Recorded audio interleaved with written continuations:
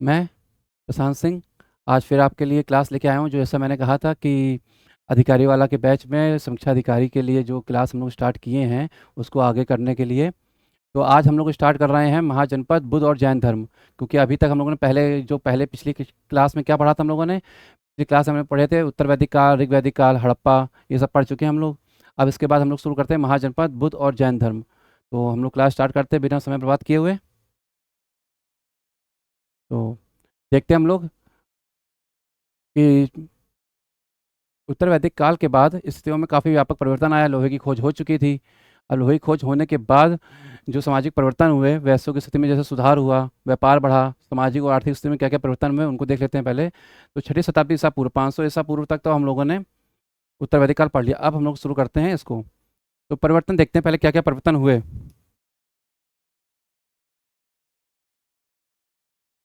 तो परिवर्तनों में हम लोग देखते हैं कि सामाजिक परिवर्तन क्या हुए। वैश्य वर्ण जो था उसकी स्थिति में सुधार आया। वैश्य वर्ण क्या थे? जो व्यापार करते थे, ठीक, उनकी स्थिति में सुधार आया। उनको समाज में सम्मान मिला। अभी तक क्या था कि ब्राह्मण और क्षत्रियों को ही समाज में सम्मान ज़्यादा मिल रहा था और तृतीय और चतुर्वर्ण को कम मिल रहा था।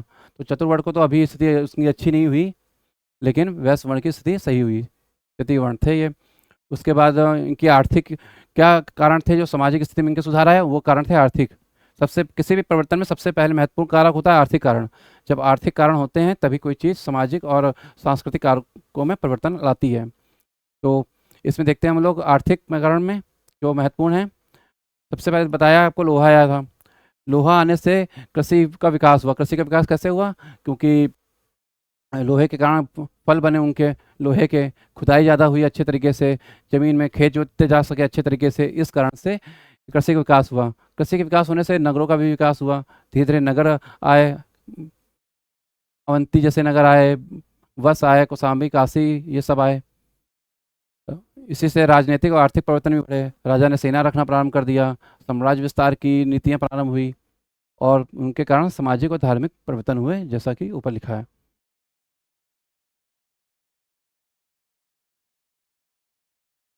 छठी शताब्दी ईसा पूर्व में श्रेणियां अस्तित्व में आई। श्रेणियां कहते थे जैसे एक ही जैसे का व्यवसाय करने वाले लोगों को श्रेणी बोलते थे। इनके तीन भाग थे। एक श्रेष्ठी था, बैंकर। एक सारस्वत था, व्यापारी। एक था कुलिक, जिसे कारीगर कहा जाता था। ठीक है। और इनके न्यायालयों को पूक कहते थे। और इनके जो समूह होता था, जो एक साथ लोग चलते थे, तो उसको निगम कहते थे। न्यायालयों को पूक और समूह को निगम कहते थे। पूछा जाता अधिकतर, और में पूछा भी गया था एक बार। तो इनकी खासियत क्या थी? ये स्वयं के नियम बना सकती थी अपने, जो राज्य के नियम के साथ चलते थे। सिक्के भी जारी कर सकती थी। और इनके पास इनकी सेना भी थी। राज्य की सेना के समानांतर इनकी सेना चलती थी। ऐसा नहीं है कि राज्य के विरोध चलती थी। ये सिक्के भी अपनी जारी करने का उनको अधिकार दिया गया था। इसमें सिक्के जारी करती थी आपस में लेन देन के लिए। क्योंकि उत्तर वैदिक काल में निष्क और सतनाम जैसे सिक्के हम लोगों ने देखे थे, लेकिन उनके बारे में पता नहीं वो सिक्के थे कि क्या थे। इस तरह उत्तर भारत में 60 नगरों का अस्तित्व में आने का पता चलता है। श्रावस्ती जैसे करीब नगर 20 थे। श्रावस्ती एक बड़ा नगर था, इसलिए फेमस है। तो श्रावस्ती जैसे नगर जो थे 20 थे। इसका मतलब है कि उस समय नगरों का विकास काफ़ी तीव्र गति से हो रहा था।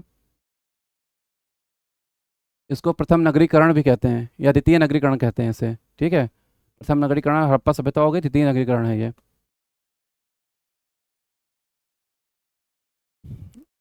हम लोगों ने देखा था कि ऋग वैदिक काल में इतना कर्मकांड नहीं था जितना कि उत्तर वैदिक काल में बढ़ा। बलि, जैसे पशु बलि, कहीं कहीं मनुष्य की बलि भी दी जा रही थी, हम लोगों ने जैसे पढ़ा था। तो इन सब चीज़ों के लिए, कर्म कांडों के विरुद्ध आवाज़ उठाई कुछ दार्शनिकों ने। अपने अपने दर्शन लेके आए। दर्शन मतलब अपना मत लेके आए। तो छठी शताब्दी ईसा पूर्व अनेक दार्शनिक अस्तित्व में आए।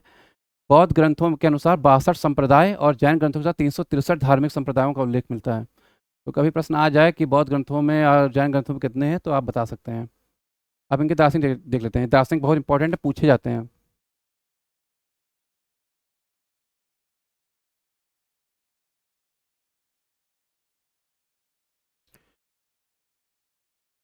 जैसे बताया, कर्मकांड और बलि के कारण ये अस्तित्व में आए। ठीक।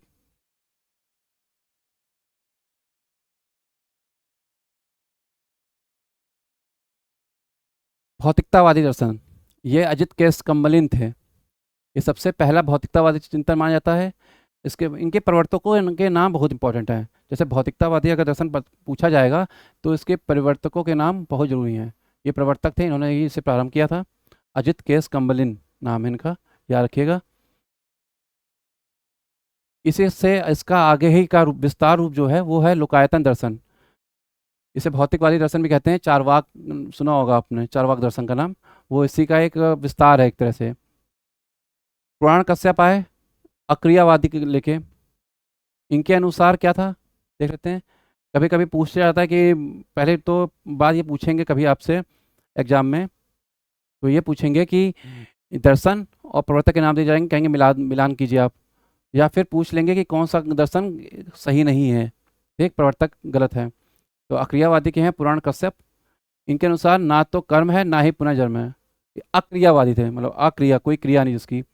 तो ये कहते थे ना तो कोई कर्म है और ना ही पुनर्जन्म, ना कर्म और ना पुनर्जन्म, अतः इच्छा है वही करो। तो उन्होंने कहा ऐसा कुछ है नहीं, ना पुनर्जन्म है ना क्रिया है, तो जो इच्छा है वो करिए आप।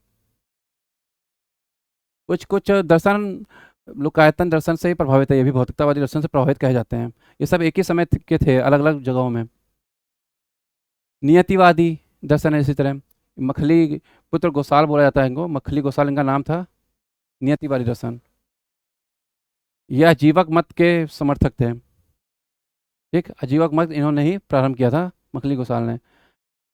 अक्रियावादी दर्शन का विलय इसमें हो गया। देखिए सबका विलय एक दूसरे, जो जिससे प्रभावित होता गया वो उससे विलय करते गए। यही तो होता है कि कभी कभी हम जब हम किसी चीज़ से प्रभावित होते हैं तो उसका ही दर्शन अपना लेते हैं। इसी तरह था अनित्यवादी दर्शन, भकुत कात्यायन थे इसके दार्शनिक। अनिश्चयवादी दर्शन संजय वेलट्टपुत्र थे। तो ये भी पूछा जाता है, अधिकतर पूछा गया है ये। तो इन पांचों दर्शन के नाम तो आपको याद रखने ही रखने हैं, और इनके प्रवर्तकों के नाम। बाकी कोई चीज़ याद रखिए चाहे ना रखिए। और लोकायतन दर्शन अगर आएगा तो चार वाक तो है ही। आगे बढ़ते हैं हम लोग। महाजनपद, जैसा कि हम लोगों ने पढ़ा है कि, एक मिनट,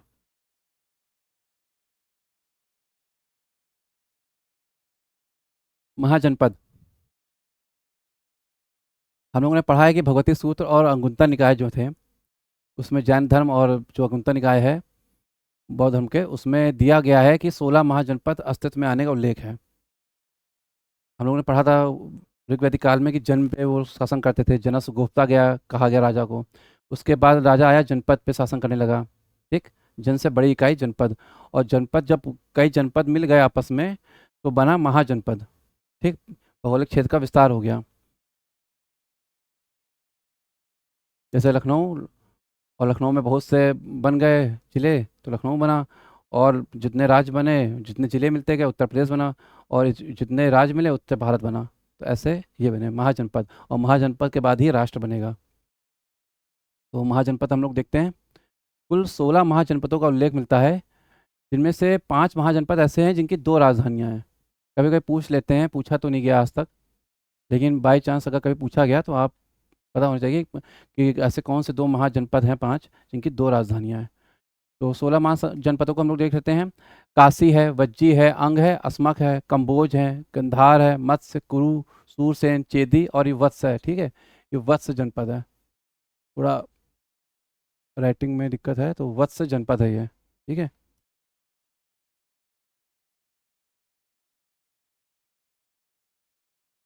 अब 5 महाजनपद देख लेते हैं गौर से जिनकी 2 राजधानियां हैं। पांचाल, इसकी राजधानी कौन सी थी? अहिच्छत्र और कामपली थी। इसी तरह कौशल एक जनपद, महाजनपद है। कौशल काफ़ी ताकतवर जनपद था, प्रसेनजित थे। ये गौतम बुद्ध के समकालीन थे, समवयस्क थे, समकालीन भी थे और समवयस्क भी थे। समवयस्क का मतलब है कि उसी दिन ये पैदा हुए थे, और भी लोग पैदा हुए थे लेकिन ये फेमस ज़्यादा हुए क्योंकि इनके ही राज में अंगुलीमाल नाम का व्यक्ति था। तो कौशल की राजधानी थी श्रावस्ती और कुशावती। ठीक, मल्ल इसी तरह एक जनपद था, इसकी राजधानी थी कुशीनारा और पावापुरी। कुशीनारा और पावापुरी मल्ल के बहुत महत्वपूर्ण है, क्योंकि एक राजधानी में इसकी गौतम बुद्ध को निर्माण प्राप्त हुआ और एक राजधानी में महावीर स्वामी को, इसलिए महत्वपूर्ण है। ये गणतंत्र प्रणाली यहाँ चलती थी, राजतंत्र नहीं था, गणतंत्र था। ठीक, मगध की 2 राजधानियाँ थी, गिरिब्रज और राजगृह। हम लोग आगे पढ़ेंगे। अवंती, उज्जैन और महिष्मती। जो अवंती का राजा था वो चंड प्रद्योत था। 10 गणतंत्र देख लेते हैं, ये इंपॉर्टेंट पूछे जाते हैं। ये 10 गणतंत्र जो थे, ये बिहार और उत्तर प्रदेश के उत्तरी बिहार की तरफ और पश्चिमी उत्तर प्रदेश में थे। ये शाक के कपिलवस्तु के शाक के बोलते हैं इन्हें। इन्हीं के गौतम बुद्ध थे। लिच्छवी, वैशाली, भग, सुषमा गुरी, मिर्जापुर के आसपास का क्षेत्र है भग, तो सुषमा गुरी के भग हो गए। अलकप्पा के बुली हो गए, ठीक। केसपुत के कलाम हो गए। रामग्राम के कोली हो गए। मल हो गए। कुशिनारा पावर, इनकी दो थी, गणतंत्र प्रणाली थी। मौर्य प्लीवन, चंद्रगुप्त मौर्य के बारे में कहा जाता है कि ये मौर्य वंश थे। यही मौर्य आगे चल के मौर्य वंश बन गया। इनकी माँ जो थी चंद्रगुप्त मौर्य की, वो मौर्य वंश की थी, पिपलीवन के रहते वाले थे। और विदेह मिथिला, यहाँ के राजा जनक थे एक। तो ये 10 गणतंत्र याद रखिएगा आप। ये उत्तरी बिहार की तरफ हैं थोड़े,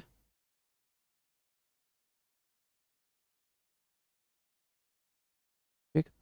और थोड़ा उत्तर प्रदेश की तरफ, तो कुछ उत्तर प्रदेश में है।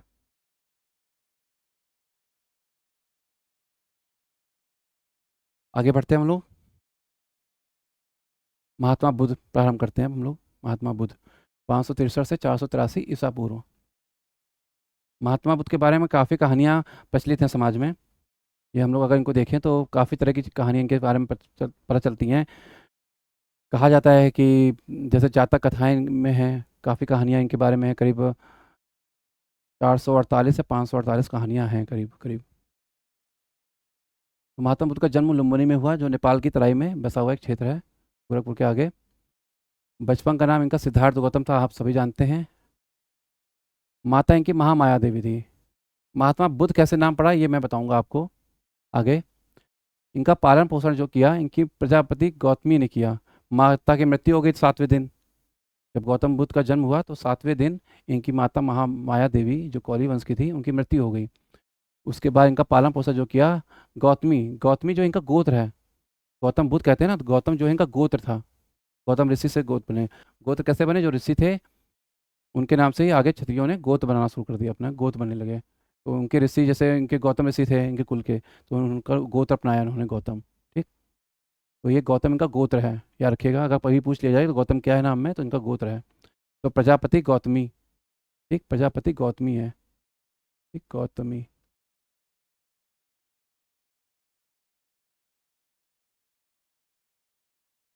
ठीक। पत्नी इनकी यशोधरा थी और पुत्र इनके राहुल थे।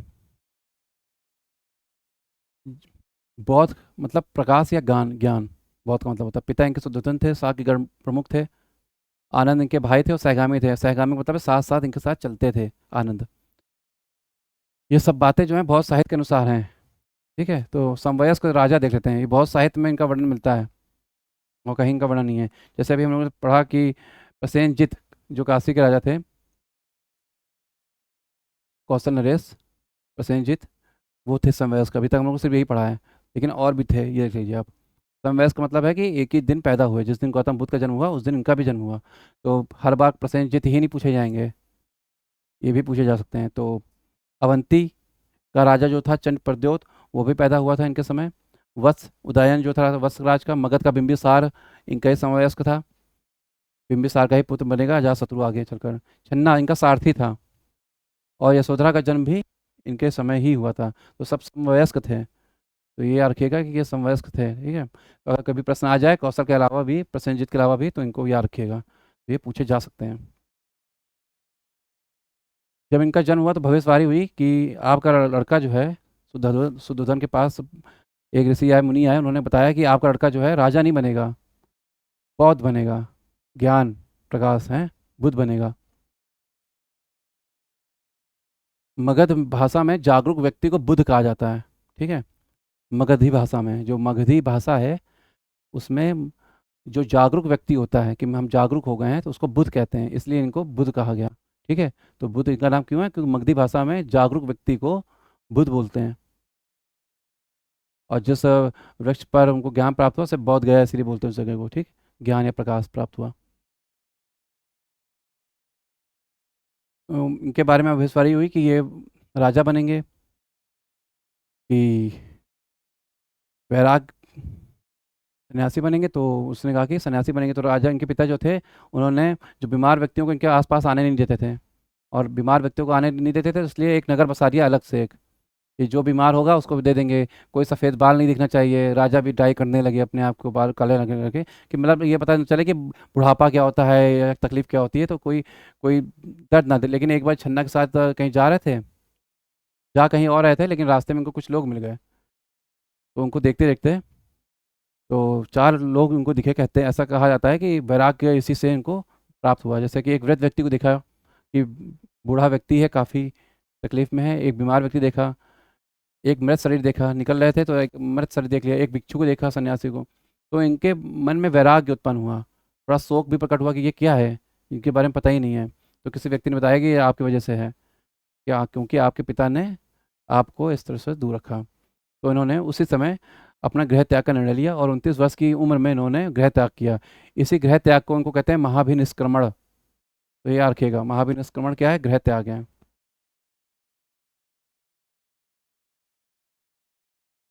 और भी प्रतीक है इनके, जैसे हाथी है, सिंह है, किस चीज़ का है प्रतीक है, पूछे जाते हैं। तो ये भी हम लोग आगे पढ़ लेंगे। इनके प्रारंभ, जब इन्होंने गृह त्याग किया तो सबसे पहले ये वैशाली गए। अपने उनके राज्य के बगल में था वैशाली, बिहार और लुम्बिनी सब आके आसी पास है, नेपाल नेपाल सब तो बिहार के बॉर्डर छूलता है वहाँ पे। फिर ये वैशाली गए, वहाँ उनको एक अलार कलाम मिले, काफ़ी बुजुर्ग व्यक्ति थे अलार कलाम। तो उनके प्रथम से ये बने, उनके ये सांख्य दर्शन से प्रभावित थे अलार कलाम। तो वैशाली के अलार कलाम इनके पहले के गुरु बने। एक उद्रक रामपुत इनके गुरु बने बाद में। अलार कलाम की मृत्यु हो गई तो उद्रक रामपुत इनके गुरु बने। तो प्राथमिक शिक्षक इनके हैं, पूछा जाता है कभी कभी, तो याद रखिएगा, वैशाली के अलार कलाम और उद्रक रामपुत। ज्ञान प्राप्ति कैसे हुई? तो 35 वर्ष की आयु में 49 दिन तपस्या के बाद एक उरुवेला नाम का नगर है, किसी से पूछा कि कौन सा नगर है, तो उसने बताया उरुवेला।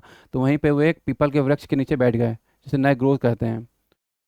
जो निरंजना नदी एक चलती है उसके पास बैठे थे निरंजना नदी के, तपस्या की, और इनको ज्ञान प्राप्त हुआ। ज्ञान प्राप्त भी इनको काफ़ी मुश्किलों का सामना करना पड़ा। एक सुजाता नाम की, इसके पहले की एक घटना है कि ये बहुत घोर तपस्या कर रहे थे इनके कहने पर, अपने आप शरीर को कष्ट दे रहे थे, भूखे रहते थे, निर्जला उपवास करते थे, तप ज़्यादा करते थे। तो काफ़ी शरीर इनका जर्जर हो गया था, तो नहा के निकल रहे थे इसी निर्जना नदी से, निरंजना नदी से। तो ये गिर पड़े, तो सुजाता वहीं से निकल रही थी और महिला, तो उसने अपनी खीर इनको खिला दी। पहले तो पानी दिया और खीर खिलाई। तो उसने कहा कि यदि शरीर ही आपका नहीं रहेगा तो आपका ये तब किस काम का। तब इनके दिमाग के चक्षु खुले, इनके जो ज्ञान चक्षु होते हैं खुले, चक्षु मतलब नेत्र हैं, ज्ञान चक्षु खुले। तो उन्होंने कहा ठीक बात तो है। तो इन्होंने खाना आहार करना ग्रहण करना शुरू किया। तो ये तपस्या करते समय भी आहार ग्रहण एक समय करते थे, ये नहीं कि लगातार इन्होंने तपस्या की 49 दिन, ठीक। तो ये कहानी है। तो इस तरह इन्होंने ये चीज़ पूरी की। तो 35 वर्ष की अवस्था में 49 दिन की तपस्या के बाद उरुवेला नामक स्थान पर निरंजना नदी के तट पर नया ग्रोथ पीपल, नया ग्रोथ मतलब पीपल का वृक्ष है, वहाँ उन्हें क्या प्राप्त हुई? महाबोधि प्राप्त हुई, महाबोधि प्राप्त हुई, ठीक। इसलिए उसे महाबोधि वृक्ष कहते हैं।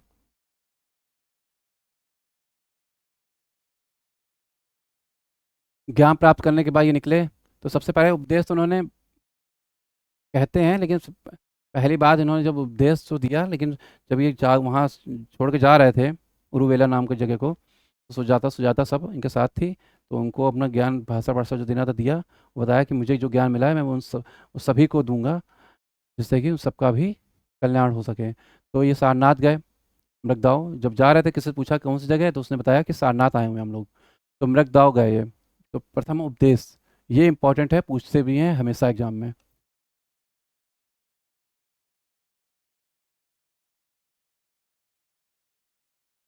तो पहला उपदेश उन्होंने सारनाथ में दिया। ऋषि पत्तन या मृगदौड़ जिसे कहते हैं, तीनों नाम पूछे जाते हैं कभी कभी। लोग सारनाथ पढ़ के जाते हैं, कहते हैं सारनाथ क्या है, ऋषि पत्तन मृगदौड़ सब इसी के नाम है। सारनाथ तो वर्तमान में प्रचलित नाम है, ऋषि पत्तन और मृगदौड़ उसके नाम थे, ठीक, प्राचीन में समय समय पर। पहला उपदेश उन्होंने मागधी में दिया, अपनी भाषा में, ठीक। उसके बाद उन्होंने पाली भाषा में सारे उपदेश दिए हैं, लेकिन पहला जो उपदेश था इनका मागधी में था। हमेशा पूछा था, चाहे महावीर स्वामी के बारे में पूछा जाए चाहे इसमें पूछा जाए। तो पहला उपदेश उन्होंने मागधी में दिया। और वहीं सारनाथ में इन्होंने सबसे पहले संघ की स्थापना की। तो संघ की स्थापना कहाँ की? इन्होंने सबसे पहले सारनाथ में की। यही इनका धर्म चक्र प्रवर्तन कहलाया, ठीक। ये चक्र चलता रहेगा। इसलिए कभी देखा होगा आपने, चक्र दिखाया जाता है इनके साथ। तो 5 ब्राह्मण थे जिनको पहले उपदेश दिए इन्होंने, इनके साथी थे। जब गए, जब ये तप कर रहे थे, घोर तप, तब ये साथी थे इनके। तो जब इन्होंने खाना खाया, इन्होंने देखा कि ये तो मूर्ख है व्यक्ति है। गौतम बुद्ध को बोला कि ये तो मूर्ख व्यक्ति है, ये तो इसने अन्न ग्रहण कर लिया, मैं तो उसको बहुत अच्छा समझता था। तो इनमें से ये 5 ब्राह्मणों को उपदेश दिया इन्होंने जब ये गए कि मुझे ज्ञान मिल गया है, आप भी मेरे से लीजिए। तो एक थे असाजी वप, असंग, भददीय, कौंडिन्य और महानाम। जो कौंडिन्य थे, इनके शिक्षक भी थे बचपन में इनको, जब राजा थे ये राजकुमार, तब इनको शिक्षा भी देते थे युवराज के रूप में। तो बचपन में शिक्षा दी थी कौंडिन्य ने इन्हें। और महानाम भी एक अच्छे हैं, असंग, महानाम, ये 3 तो बहुत ही फेमस हैं, तो पूछा जा सकता है। इनका प्रथम गृहस्थ अनुयायी कौन था, पूछा जा सकता है। अभी तक पूछा नहीं गया लेकिन पूछ सकते हैं, तो इसको भी याद रखिए। तपस्वी और मल्ली, भल्लिक थे, नीच जात थे, ठीक है, पिछड़ी जाति के लोग थे। ये नाई नाई थे शायद, है ना, ये नाई थे दोनों। तपस्वी तपस्वी और मल्ली नाई थे एक तरह से। तो इनको उपदेश दिया। इनके बारे में भी कहानी अच्छी है कि कुछ राजा के पुत्र लोग आए कि हम आपके शिष्य बनेंगे, बिच्छू बनेंगे आपके पहले, और ये भी गए। तो इनको चुना, तो राजा के बच्चों ने पूछा इनसे एक बार कि आपने इनको क्यों चुना।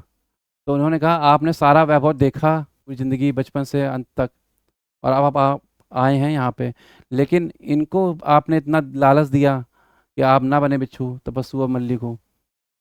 इन्होंने कभी वैभव नहीं देखा, इन्होंने कभी इतना धन नहीं देखा, लेकिन इन्होंने उस धन का भी त्याग कर दिया, इसलिए इनको पहला अपना शिष्य बनाया। ठीक। अंतिम उद्देश्य पहला और अंतिम एक साथ लिख दिया है, इसीलिए जिससे कि सुविधा हो याद करने में और चीज़ याद रहें। तो शिक्षाएं क्योंकि अभी शुरू होंगी बुद्ध की, वो बहुत इंपॉर्टेंट है जीवन के लिए भी और एग्जाम के लिए भी। अंतिम उपदेश उन्होंने सुभद्र को दिया है, सुभक्ष भी कहीं कहीं नाम मिलता है इनका, तो याद रखिएगा सुभद्र को या सुभद्र को। 3 तरह के नाम चलते हैं इनके, सुभद्र है, एक सुभद्र है, एक सुभक्ष है, तो याद रखिएगा। श्रावस्ती में सर्वाधिक उपदेश दिए, पूछा जाता है कब। श्रावस्ती और वैशाली ये 2 फेमस जगह हैं महावीर स्वामी और जैन धर्म के, यूपी का फेवरेट क्वेश्चन रहा है एक कुछ समय तक। श्रावस्ती में सर्वाधिक उपदेश दिए उन्होंने, और सर्वाधिक 21 वर्षा उपदेश क्यों दिए, सर्वाधिक 21 वर्षावास वहीं किए। उस समय वर्षा काफ़ी होती थी भारत में, तो वर्षा के समय ये वहीं रुकते थे, 4 माह 6 माह जब तक वर्षा लगातार वर्षा होती थी, बारिश होती थी, तो वहीं रुकते थे। तो 21 वर्ष बाद जेतवन में किए। श्रावस्ती में एक जेतवन जगह है, वहाँ पे एक व्यापारी था अनाथ अनाथ पिंडक नाम का, उसने ये इनको दान दिया, जेतवन वहाँ आश्रम बनवाया और वहाँ इन्होंने रहते थे। तो सर्वाधिक वर्षावास कहाँ किया इन्होंने, श्रावस्ती के जेतवन में किए। किसने दान किया था, अनाथ पिंडक नाम के व्यक्ति व्यापारी ने दान किया था। पहली महिला शिष्या इनकी माता थी जो प्रजापति गौतमी थी, और इन्होंने वैशाली में भिक्षुणी संघ की स्थापना की। आप समझे आप क्यों इंपॉर्टेंट है श्रावस्ती और वैशाली, इसीलिए इंपॉर्टेंट है। तो पहली महिला शिष्या कौन थी इनकी, प्रजापति गौतमी थी माँ इनकी, और भिक्षुणी संघ की वहाँ स्थापना की इन्होंने। और भिक्षुणी संघ की स्थापना भी किसके कहने पे की, आनंद के कहने पर भिक्षुणी संघ की स्थापना की। तो अभी प्रश्न आ जाए कभी, तो यहाँ लिख देता हूँ मैं।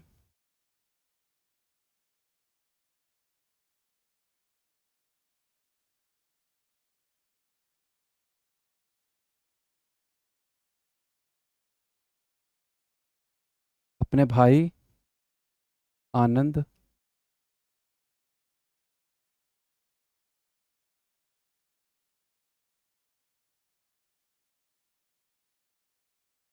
आनंद के कहने पर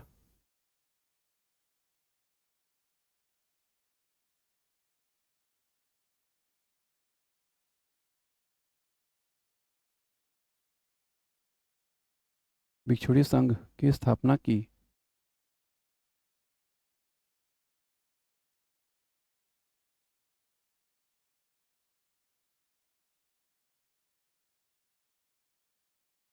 ठीक। तो इसको भी आप देख लीजिएगा, लिख लीजिएगा, नोट कर लीजिएगा। नोट सरल भाषा में है, इनको लिख दीजिएगा। कुछ दिनों में हमारी ऐप लॉन्च हो जाएगी, तो आप उसमें भी इन नोट्स को परचेज कर सकते हैं। आगे बढ़ते हैं, इनके दर्शन देखते हैं क्या है। ये बहुत इंपॉर्टेंट है दर्शन, क्योंकि आज भी यह प्रासंगिक बना हुआ है। जब कोई चीज़ समय बदलते समय के साथ ही प्रासंगिक बनी रहे, तो इसका मतलब है कि वो समय के आगे के उपदेश थे, और वो हमेशा स्थायी उपदेश थे, यूनिवर्सल कह सकते हैं उनको। ठीक। दर्शन इनका देख लेते हैं क्या है। दर्शन है प्रतीत समुत्पाद, ऐसा होने से ऐसा होता है, इस कारण के लिए ये कारण उत्तरदायी होता है, ऐसा उन्होंने कहा। प्रतीत समुत्पाद, तो प्रतीत का मतलब है ऐसा होने से, और समुत्पाद का मतलब होता है ऐसा होता है, तो ऐसा होने से ऐसा होता है। ठीक, तो दर्शन का सार है ये पूरे इनके दर्शन का, इस कारण के लिए ये कारण उत्तरदायी है। तो चार आर्य सत्य इन्होंने बताया। ये हमेशा पूछा जाता है एग्जाम में, ऐसे निबंध जो होते हैं समीक्षा अधिकारी में मेंस में, उसमें भी बहुत काम आ जाते हैं ये, इसलिए इनका दर्शन इंपॉर्टेंट है। चार आर्य सत्य हैं इनके। दुख सबम दुखम, सभी जगह दुख है। दुख का कारण क्या है? तृष्णा है। तृष्णा क्या है? तृष्णा आपके अंदर का ज्ञान है, लालच है। तृष्णा को कुछ लोग लालच कहते हैं, तो ये लालच नहीं है, ये अज्ञान है, जो कभी समाप्त ना होने वाली इच्छा है। ठीक, और इसका कारण क्या है तृष्णा का? अज्ञान। ठीक, और दुख का कारण क्या है? तृष्णा है। तृष्णा क्या है? कभी ना समाप्त होने वाली इच्छा है, कभी ना। Right.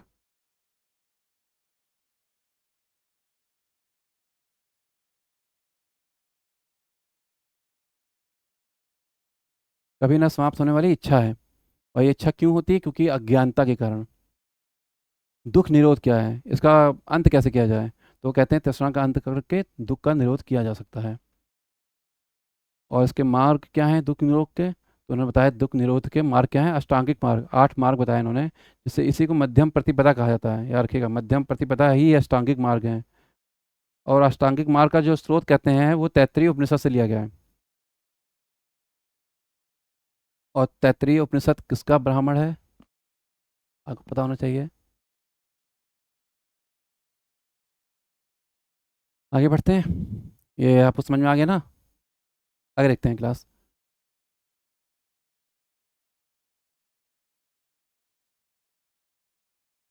तीन रत्न हैं। तीन रत्न क्यों हैं? बुद्ध, धम्म और संघ। तीन रत्न इसलिए बोले गए कि जब कोई संघ में शामिल होता था तो उसको ये तीन रत्न दिया जाता था। बुद्धम शरणम गच्छामि, आपने सुना होगा, धम्मम शरणम गच्छामि, और संघम शरणम गच्छामि। ये तीन रत्न हैं इनके, इसलिए तीन रत्न बोले गए हैं। सभी में तीन रत्न हैं, जैन धर्म में भी तीन रत्न हैं। और वहाँ श्रद्धा है, ज्ञान है ना, ये सब है। तो तीन रत्न इंपॉर्टेंट है, इनको याद रखिएगा, हमेशा पूछे जाते हैं ये। बुद्धम संघ। स्कंध भी तीन है, इन्हीं के भाग हैं, प्रज्ञा, शील और समाधि। प्रज्ञा मतलब ज्ञान, शील और समाधि तो आप जानते ही हैं। प्रज्ञा मतलब ज्ञान। उपाधि शेष, कुछ उपाधियां दी जाती थी लोगों को, जैसे संघ में जो रहते थे लोग, तो जैसे लौकिक इच्छाएं अगर समाप्त हो जाती थी जिस व्यक्ति की, उनको बोला जाता था उपाधि शेष की उपाधि दी जाती थी। ठीक, कहा जाता उपाधि शेष, आगे नाम उनका चलता था। जैसे उपाधि शेष मोगलीपुत्र तिस्य बोल दिया। ठीक, उपाधि शेष महानाम बोल दिया, ऐसे। एक अन उपाधि शेष उपाधि थी, उसमें क्या होता था, लौकिक और पारलौकिक दोनों प्रकार की इच्छाएं समाप्त हो गई। और इच्छाओं का समाप्त होने का मतलब ये है कि अज्ञान समाप्त हो जाना। ठीक है, तो लौकिक इच्छाओं की समाप्ति, इच्छाओं का यहाँ आशय तृष्णा, अज्ञान रूपी तृष्णा से है। ठीक है, तो इस चीज़ को याद रखिएगा। कुशीनारा में इनका, मल की राजधानी कुशीनारा में इनका महापरिनिर्वाण, मतलब कि इन्होंने देह त्याग दिया अपना। भेग भी ऐसे नहीं त्यागा था, एक व्यक्ति ने इनको खाना दिया, गए हुए थे यहीं पे कुशीनारा में, और कहते हैं किसी ने सूकर नाम का कोई अन्न दिया, तो उससे खाने से उसमें जहर मिला दिया था, तो उसके खाने से इनकी मृत्यु हो गई। तो पेट में दर्द हुआ अचानक, तो वहीं वहीं लेट गए, तो वो इनकी जो मुद्रा है, आपने देखी होगी लेटी हुई सर पे हाथ रख के, तो वो मुद्रा इन्हीं की है। उसी नारा हिरण्यवती नदी। ठीक, मोक्ष प्राप्त हुआ। महापरिनिर्वाण का मतलब है मोक्ष, और ये बुद्ध के संदर्भ में ही प्रयोग किया जाता है और किसी का नहीं। बाकी सबको निर्वाण मिलता है। निर्माण का मतलब है जीवन काल में ही संभव है निर्वाण। देखिए, सर्वोच्च ज्ञान, निर्वाण का मतलब है सर्वोच्च ज्ञान, और महापरिनिर्वाण मोक्ष। इनको जब इनका दाह संस्कार किया गया, तो इनकी अस्थि के अवशेष जो थे, उनको 8 भागों में बांटा गया और लोगों को दिया गया। और वो 8 भाग कौन थे? वो जो गणतंत्र थे ना 8, उन्हीं को दिया गया। सुषमापुरी के भाग, वैशाली की लिच्छवी, इन सबको दिया गया। अजातशत्रु ने भी स्तूप का निर्माण कराया। इन पे 8 भागों में करके इनके अवशेषों को स्तूप निर्माण किया गया। स्तूप आप जानते हैं ना कैसे होते हैं। स्तूप एक चबूतराकार पट में ऐसे बना होता है, और स्तूप के ऊपर एक पात्र रखा जाता है ऐसे। इसी को हर्मिका कहते हैं। ये कल्चर में आप पढ़े पढ़े होंगे आपने। हर्मिका नहीं पढ़ा तो आप पढ़ा देंगे। तो इसे हर्मिका कहते हैं। इसी में इनके अवशेष रखे जाते थे, पवित्र अवशेष। ठीक। और यहाँ पे गेट बने होते थे ऐसे, कमरे बने होते थे ऐसे।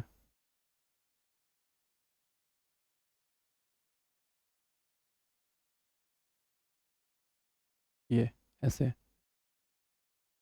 लोग जाए, गुफाएं बनी हुई हैं, आज भी लोग जाते हैं, बैठते हैं उसमें, शांति ध्यान, अपना ध्यान करते हैं।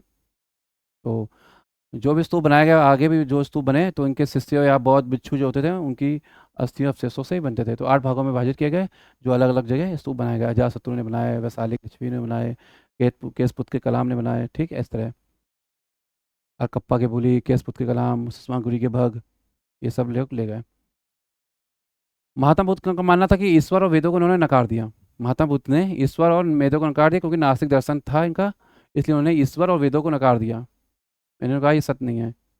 इन्होंने आत्मा और परमात्मा को भी नकारा है।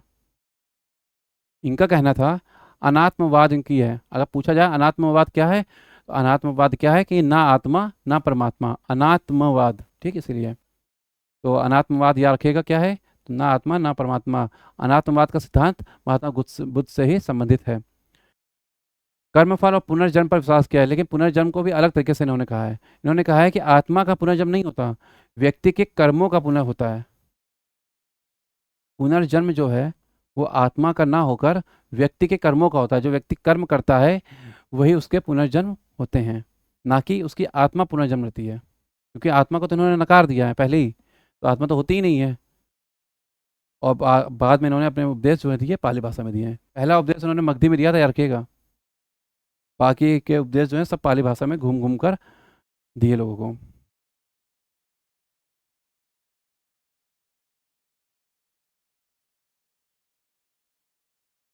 समकालीन शासक देख लेते हैं। समकालीन शासक वही हैं जो समवयस्क शासक हैं। सिंपल सी चीज़ है, ये शासक हैं इसलिए इनको देखना जरूरी है। मगध, मगध के शासक दो बने थे, बिंबिसार इनका समवयस्क था, और बिंबिसार का पुत्र था अजातशत्रु। अजातशत्रु के जो राज्याभिषेक हुआ था, राज तिलक के 7वें वर्ष महात्मा बुद्ध को महापरिनिर्वाण प्राप्त हुआ था। तो कभी अगर प्रश्न आ जाए कि महात्मा बुद्ध को परिनिर्वाण कब प्राप्त हुआ, तो 7 वर्ष। ठीक, तो इस चीज़ को याद रखिएगा आप। कौशल के राजा प्रसेनजित थे, इसी की कहानी अंगुलीमाल की कहानी है। अवंती महाकच्चायन, वत्स महाप्रद्योत चंड प्रद्योत था अवंती का, तो खत्म हो गया, तो महाकत्यायन बचा। वत्स उदयन और शाक गढ़ प्रमुख जो था उसका भद्रीक राजा था। ठीक, इनके पिता थे, पिता की मृत्यु हो गई, तो किसको बनाया जाए, तो उन्होंने एक व्यक्ति को, भद्रीक था, उसको कहा कि अब इसको राजा बना दीजिए। वही भद्रीक थे ये। बौद्ध धर्म को संरक्षण किसने दिया आगे वाले समय में, तो ये भी देख लेते हैं।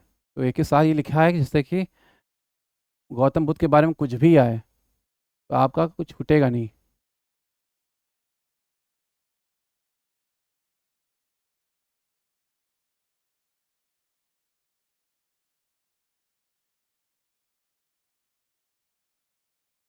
तो बौद्ध धर्म को संरक्षण किसने दिया, बिंबिसार अजातशत्रु ने दिया उस समय इनके युग में जितने भी लोग थे सभी प्रभावित थे इनसे।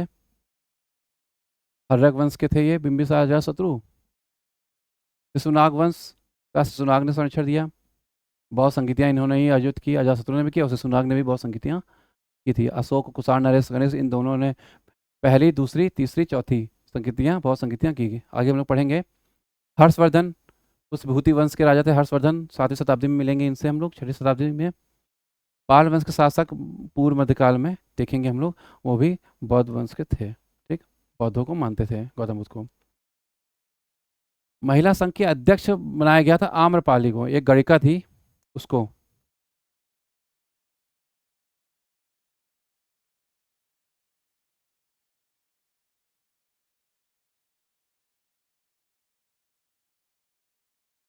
ठीक है, महिला संघ के अध्यक्ष बनाया गया था आम्रपाली को। इनका ही पुत्र था जीवक। ये पूछा भी जाता है जीवक के बारे में कि तक्षशिला में किसने किसने अध्ययन की, तो एक तो कौटिल्य का नाम, चाणक्य का नाम या विष्णुगुप्त का नाम आता है, एक आता है जीवक का।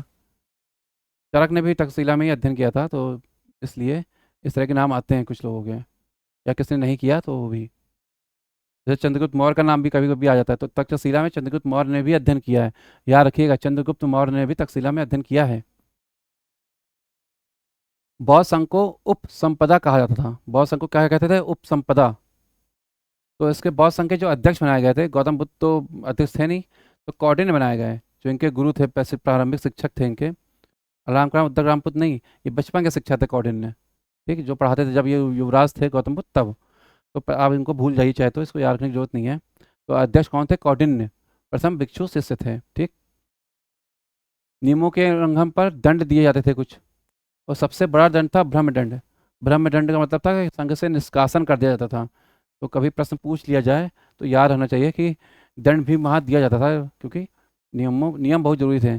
किसी ने अपनी शक्ति का दुरुपयोग कर दिया, क्योंकि वह भिक्षुओं के पास भी शक्तियाँ आती थी, क्योंकि वो ज्ञान करते थे, अपनी इच्छाओं का अंत करते थे, तो ज्ञान मिलता था इसलिए। एक मानत्व इसी तरह का दंड था। मानत्व, कुछ समय के लिए संघ से निष्कासन किया जाता था, या फिर 6 महीने संघ में नहीं आना, ऐसा।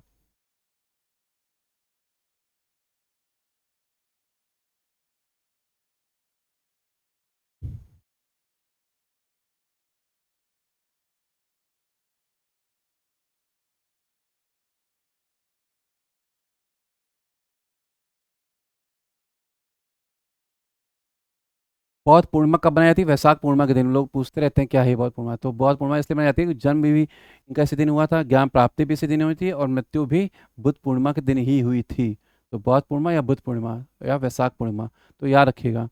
आषाढ़ पूर्णिमा ग्रह त्याग का है, जिसे महावीर निष्क्रमण कहते हैं। ठीक। तो आषाढ़ पूर्णिमा भी याद रखिएगा।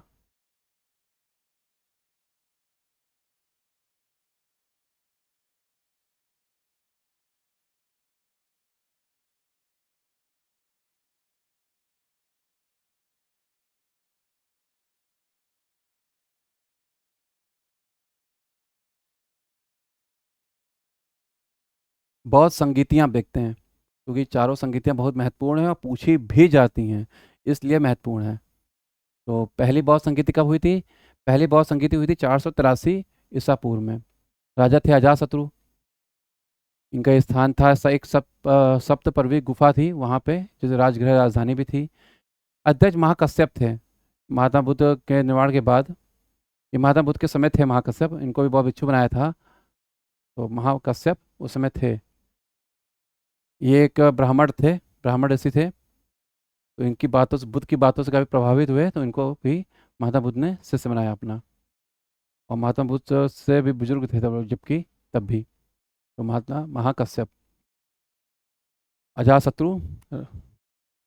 प्रथम बौद्ध संगीति में सूक्त पिटक और विनय पिटक का संकलन किया गया। सूक्त पिटक में क्या है? वचन है महात्मा बुद्ध के।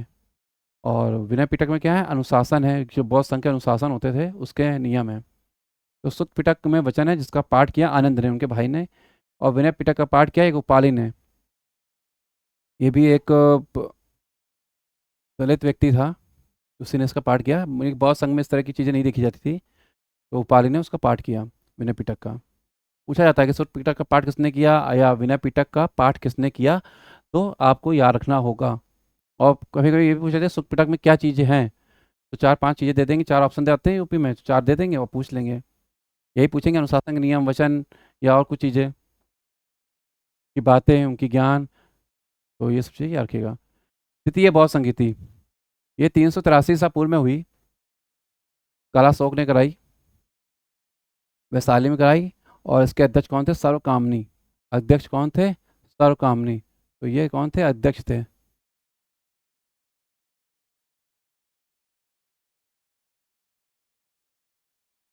सर्वकामनी। ठीक। द्वितीय बौद्ध संगीति 383 ईसा पूर्व। और कालाशोक इनके राजा थे। राजा कौन था? कालाशोक था राजा। ठीक, ये राजा थे। ये स्थान है वैशाली, और सर्वकामनी ये स्थान है जहाँ हुई थी। और ये राजा है जिसने आयोजन कराया था। यहाँ भी बुद्ध का विभाजन हुआ, थेरवादी और महासंघिक के रूप में विभाजन हो गया। पूछते हैं कभी कभी किस बौद्ध संगीति में कौन सा विभाजन हुआ, तो बौद्ध संगीति दे देंगे और विभाजन दे देंगे, तो याद रखिएगा। तीसरी बौद्ध संगीति कब हुई? 250 ईसा पूर्व की, ये अशोक ने कराई। अशोक राजा बना, राजा बनने के बाद कलिंग का युद्ध हुआ, कलिंग का युद्ध के बाद वो बौद्ध बन गया, ऐसी कहानी चलती है। तो अशोक कहाँ कराई? पाटलिपुत्र राजधानी थी, तो पाटलिपुत्र में कराई। उस समय मोगलीपुत्र से थे एक बौद्ध भिक्षु, उन्होंने इसकी अध्यक्षता की। यहाँ पर बौद्ध संघ का तीसरा ग्रंथ जो है अधिधम्म पिटक, उसका संकलन हुआ। इसमें बौद्ध दर्शन है, तो इसको भी याद रखिएगा कि इसमें बौद्ध दर्शन है, क्योंकि ये भी इंपॉर्टेंट आता है और एग्जाम में आया भी है अधिधम्म पिटक के बारे में। चौथी बौद्ध संगीति तो कनिष्क के शासनकाल में हुई थी, कनिष्क ने कराई थी, 101 ईस्वी में हुई थी। तो इसका क्रम देखिए आप कितना अच्छा है, हर 100 साल में इनको मिलता है। 483 से 383, 383 से 250 और 250 से 101। तो ये कुंडलवन कश्मीर में हुई, जो आज का कश्मीर है, कुंडलवन जगह है वहाँ पे। तो इसके अध्यक्ष जो थे ये थे,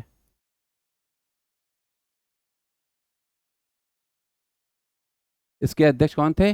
वसुमित्र। और उपाध्यक्ष कौन थे? अशोक घोष थे। यहाँ भी विभाजन हुआ, तो दूसरी और चौथी बौद्ध संगीति में विभाजन हुआ है, याद रखिएगा, महायान और हीनयान में। ठीक है, तो थेरवादी महासंगीत तो अब तक नहीं, लेकिन महायान हीनयान आज भी मिलते हैं।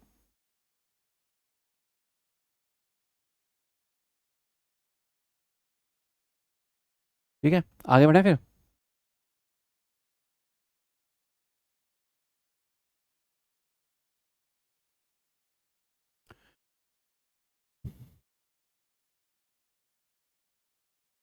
साहित्य देख लेते हैं, साहित्य इंपॉर्टेंट है, पूछा जाता है। तो सुक्त पिटक के 5 भाग हैं। अब साहित्य ही देखेंगे पूरा हम लोग। अब साहित्य से कुछ भी आ जाए, बौद्ध से, गौतम बुद्ध के जीवन से या बौद्ध धर्म से कुछ भी आ जाए, तो इससे बाहर नहीं आएगा, इतना तो मुझे विश्वास है। बाकी वो कहीं से भी ले आए, फिर उसके लिए तो कुछ कर नहीं सकते, क्योंकि जो एग्जामिनर होते हैं वो कहाँ से कौन सी किताब लाते हैं, इसका तो अंदाज़ा कोई लगा ही नहीं पाता। लेकिन क्लास ठीक से करने का फ़ायदा यही है कि चीज़ जब समझ में आएगी आपको, तभी उसको आप कर पाएंगे। कभी कभी कुछ कहानियाँ मिल जाती हैं, कुछ कहीं से पूछते हैं, तो इसलिए सब है इसमें। तो सुक्त पिटक, इसके 5 भाग हैं। कौन कौन से भाग हैं? दीघ निकाय, संयुक्त निकाय, अगुंता निकाय, मध्यम निकाय, खुद्दक निकाय। और अभी आप लोगों ने पढ़ाई था बीच में कि अगुंता निकाय जो है उसमें 16 महाजनपदों का वर्णन भी है। ठीक है, जातक कथाएं, कुल 549 जातक कथाएं हैं। ठीक है, दिया भी हुआ है, कुल 549 जातक कथाएं हैं। विनय पिटक के भी ये भाग पूछे जाते हैं, इसलिए याद रखिएगा, सुक्त पिटक के 5 भाग हैं, इंपॉर्टेंट है। ठीक है, दीर्घ निकाय, संयुक्त निकाय, अगुंता निकाय, मध्यम निकाय और खुद्दक निकाय। और खुद्दक निकाय में ही जातक कथाएं हैं। पूछ लेते हैं कौन से निकाय में जातक कथाएं हैं, 4 निकाय दे देंगे और जातक कथाएं पूछ लेंगे। तो इसलिए खुद्दक निकाय में जातक कथाएं हैं। और जो 16 कौन से बौद्ध उस ग्रंथ में 16 महाजनपदों का वर्णन है, तो अगुंता निकाय, तो ये एक और की है। विनय पिटक, विनय पिटक के 3 भाग हैं, सुक्त विभंग, खंदक और परिवार पाठ। ठीक, ये पूछा भी गया है।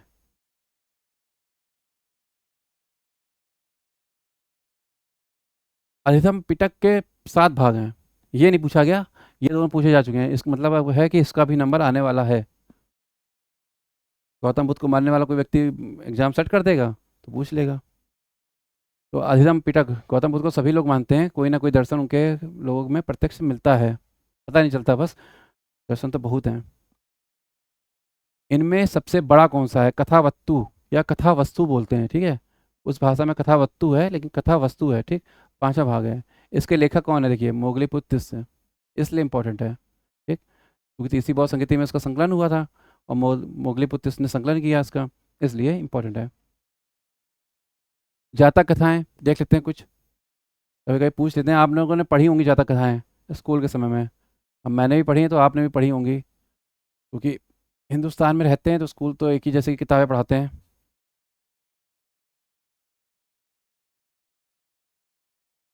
ठीक है, एक मिनट।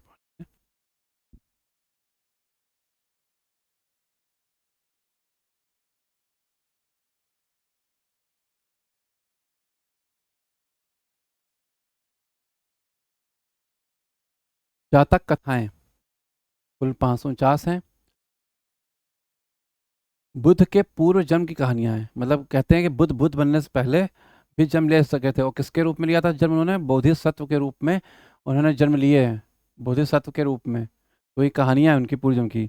इससे फ़ायदा क्या है इसका, ज़्यादा कथाओं का? ज़्यादा कथाओं से ये पता चलता है कि बुद्ध काल में समाज कैसा था, वहाँ की आर्थिक स्थिति कैसी थी, लोगों का जीवन कैसा था, सामाजिक जीवन कैसा था, राजनीतिक जीवन कैसा था। ठीक, तो उसके लिए बहुत अच्छी मार्गदर्शन होती हैं, इसलिए इसमें लिखा भी है। ठीक है, उदाहरण देखते हैं। जैसे जातक कथा में एक निदान कथा है, जातक में ही एक निदान कथा है। उसमें हमें तत्कालीन भारतीय भूगोल संबंधी सूचना के ज्ञान मिलता है। ठीक, तो भूगोल मिल रहा है हम लोग को, भारत के भूगोल के बारे में जानकारी। जैसे इसमें मिला है, कहा गया है कि जम्बू द्वीप का आकार जो है 10,000 योजन है। आपने गाना उसमें सुना भी होगा, जम्बू द्वीप है भारत खंडे, है ना? तो यही है जम्बू द्वीप है। ठीक, तो जम्बू द्वीप भारत को बोलते हैं। जम्बू द्वीप का आकार 10,000 योजन है, तो इसलिए इंपॉर्टेंट है जातक कथाएं। तो कभी आ जाए एक किसमें कहा गया है तो निदान कथा है जातक में, उसमें। इसी तरह एक वानरिंद जातक कथा है। कुछ जातक कथाएं लिख दी मैंने, जिससे कि याद भी रहेगा और क्लास थोड़ी अच्छी भी रहेगी। इससे बंदर और मगरमच्छ की कहानी है। बंदर और मगरमच्छ की कहानी आपने सुनी होगी। एक बंदर होता है, वो कहता है कि बंदर और मगरमच्छ अच्छे दोस्त होते हैं। रोज बंदर मगरमच्छ की उसमें बैठ के सड़क पार करता था अपनी, जो समुद्र का किनारा था नदी का, और दूसरी तरफ जाता था हर बार। तो एक बार उसकी जो मगरमच्छ की रानी थी, उसने कहा मगर बंदर का कलेजा बड़ा अच्छा होता है, तो वो मुझे खाना है। तो मगरमच्छ तो एक बार तो थोड़ा हिचकिचाता है, लेकिन कहता ठीक है, पत्नी के प्यार में इतना तो कर ही देंगे। तो वो बंदर जो है, वो बताता है अपनी बात मगरमच्छ की। ऐसा है कि ये जब उसको बैठा लेता है अपने और कहता है इसको ले जाऊंगा मार दूंगा, बीच सड़क में कूद भी नहीं पाएगा, बीच मझधार में नदी के। तो मगरमच्छ कहता है कि मेरी बीवी को तुम्हारा कलेजा चाहिए, वो बहुत अच्छा है। तो बंदर है, चालाक तो होते ही हैं। तो उसने कहा क्या, उसने कहा कि यार मैंने अपना कलेजा, तो जो अपना दिल है कलेजा, वो निकाल के पेड़ में सूखने के लिए छांव रखा है। मुझे क्या पता था कि तुम्हारी बीवी को पसंद इतना है, मैं ले आता। तो कहता ऐसे है, तो कहता ठीक है मुझे छोड़ो। तो फिर वो मुड़ता है नदी की धारा में और जाता है, और बंदर तुरंत उसके वहाँ कूद के ऊपर चढ़ जाता है पेड़ पर, और कहता है टाटा बाय बाय। तो वो चीज़ है। ठीक है, वो कहानी इसी में है। एक वेकुक जातक है, इसमें भी एक कहानी अच्छी है। एक तपस्वी होता है, एक सांप के बच्चे को पालता है। ये एक नकारात्मक कहानी के तौर पे भी कही जाती है, इसीलिए कहते हैं सांप के बच्चे को नहीं पालना चाहिए। इसी से कहा जाता है कि एक तपस्वी होता है, सांप के बच्चे को पालता है, जब वो बच्चा बड़ा हो जाता है तो उस तपस्वी को ही डस लेता है सबसे पहले। तो ये कहानी है वेकुक जातक की। इसी तरह एक महापिंगल जातक है, इसमें ब्राह्मणों के लालच के बारे में बताया गया है, ब्राह्मणों की लोभ वृत्ति के बारे में बताया गया है के संबंध में। एक नाम सिद्धि जातक है, इसमें नाम सिद्धि जातक का एक कहानी है। इसमें पापक नाम का एक विद्यार्थी है, वो अच्छे नाम की खोज कर रहा है, और अच्छे नाम की खोज में वो कई जगह जाता है कि अच्छा नाम मिल जाए। पापक नाम कोई अच्छा तो होता नहीं, पापक। तो इसलिए इसका नाम है, कहानी किताब का नाम ही नाम सिद्धि जातक कहानी है। एक पापक नाम का विद्यार्थी है, अच्छे नाम की खोज में निकलता है नगर से बाहर, और कई जगह जाता है। बाद में पता चलता है कि व्यक्ति का पहचान जो है उसके कर्मों से होती है, ना कि उसके नाम से। तो बाद में कहता है नाम जैसा भी है अच्छा ही होता है, बाकी कर्म ही हैं, इसीलिए ये कहानी अच्छी है। इसी तरह एक सेत केतु जातक है। इसमें कहानी है कि एक ब्राह्मण है, वो चंडाल से डर के भाग रहा है। कहानियाँ जो हैं आपस में मिली जुली रहती हैं, क्योंकि वो बोलने के माध्यम से जगह जगह जाती हैं और उनमें परिवर्तन होता जाता है। ऐसी कहानी आपको बहुत जगह देखने को मिली होंगी, पिक्चरों में भी, मूवीज में। एक ब्राह्मण है, चंडाल के डर से भाग रहा है, कहीं उसका शरीर वायु के स्पर्श से अपवित्र ना हो जाए, आप पवित्र ना हो जाए। वो उससे कह रहा है कि तुम दूर हटो, चंडाल से कह रहा है कि कहीं तुम्हारी वायु मेरे तुमसे होके आएगी और मेरे शरीर में लगेगी तो अपवित्र हो जाएगी, मुझे नहाना पड़ेगा। तो ये कहानी कही गई है इसमें। इसी तरह एक कहानी थी कि एक बार गौतम बुद्ध कहीं जा रहे थे, तो एक ब्राह्मण था, वो नदी में स्नान कर रहा था। तो उससे किसी से पूछा कि ये क्यों कर रहे हैं ऐसा? तो उसने बताया कि इनके जा रहे रास्ते में एक मेढक आ गया था पैर के नीचे। तो कहा कि ये तो अशुभ हो गया है, काफ़ी गलत काम हो गया है, तो अब मुझे 100 बार डुबकी लगानी पड़ेगी। तो गौतम बुद्ध ने कहा कि ऐसे डुबकी लगाओगे तो बीमार हो जाओगे। उन्होंने कहा कि ऐसा नहीं है। तो गौतम बुद्ध ने उसको समझाया कि अगर ऐसा होता कि नहाने से तुम्हारे पाप धुल जाएंगे। तो मेढक भी उसी में रहता है, बाकी जीव जंतु भी उसी में रहते हैं नदी में, तो उनके पाप अब तक तो धुल जाने चाहिए थे। इसलिए नदी में नहाने से आपके पाप नहीं धुलने वाले, अच्छे कर्म करिए उससे धुलेंगे। तो ऐसी कहानी भी एक है, वो भी एक जातक कथा है, उसमें भी कहानी दी गई है। तो एक धम्म पद है, जिसे बौद्ध धर्म की गीता कहा जाता है, धम्म पद। ठीक, बौद्ध धर्म की गीता कहा जाता है। याद रखिएगा, धम्म पद क्या है, इसे बौद्ध धर्म की गीता कहा जाता है। एक थेर गाथा है, इसमें बौद्ध भिक्षुओं के गीत है, थेर गाथा। मिलिंद पन्नो, एक बौद्ध धर्म में, मैंने सारे लिख दिए हैं, इसमें आपको कुछ बचेगा नहीं। मिलिंद पन्नो, इसमें राजा मिनिंडर और एक नागसेन है, बौद्ध भिक्षु हैं, नागसेन, ये बौद्ध भिक्षु हैं, ठीक है, ये बौद्ध भिक्षु हैं,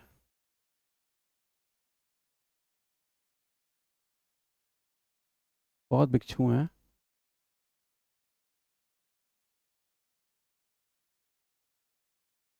एक बौद्ध भिक्षु हैं, नागसेन उनका संवाद है। मतलब अपनी जिज्ञासा राजा है, इंडो बैक्ट्रियन राजा है ये मिलिंडर, और नागसेन से अपनी जिज्ञासाओं का अंत करवा रहा है। तो वही संवाद है, इसमें 75 प्रकार के व्यवसायों का भी उल्लेख है, इसलिए इसको भी आप याद रखिएगा, पूछा गया है बहुत बार।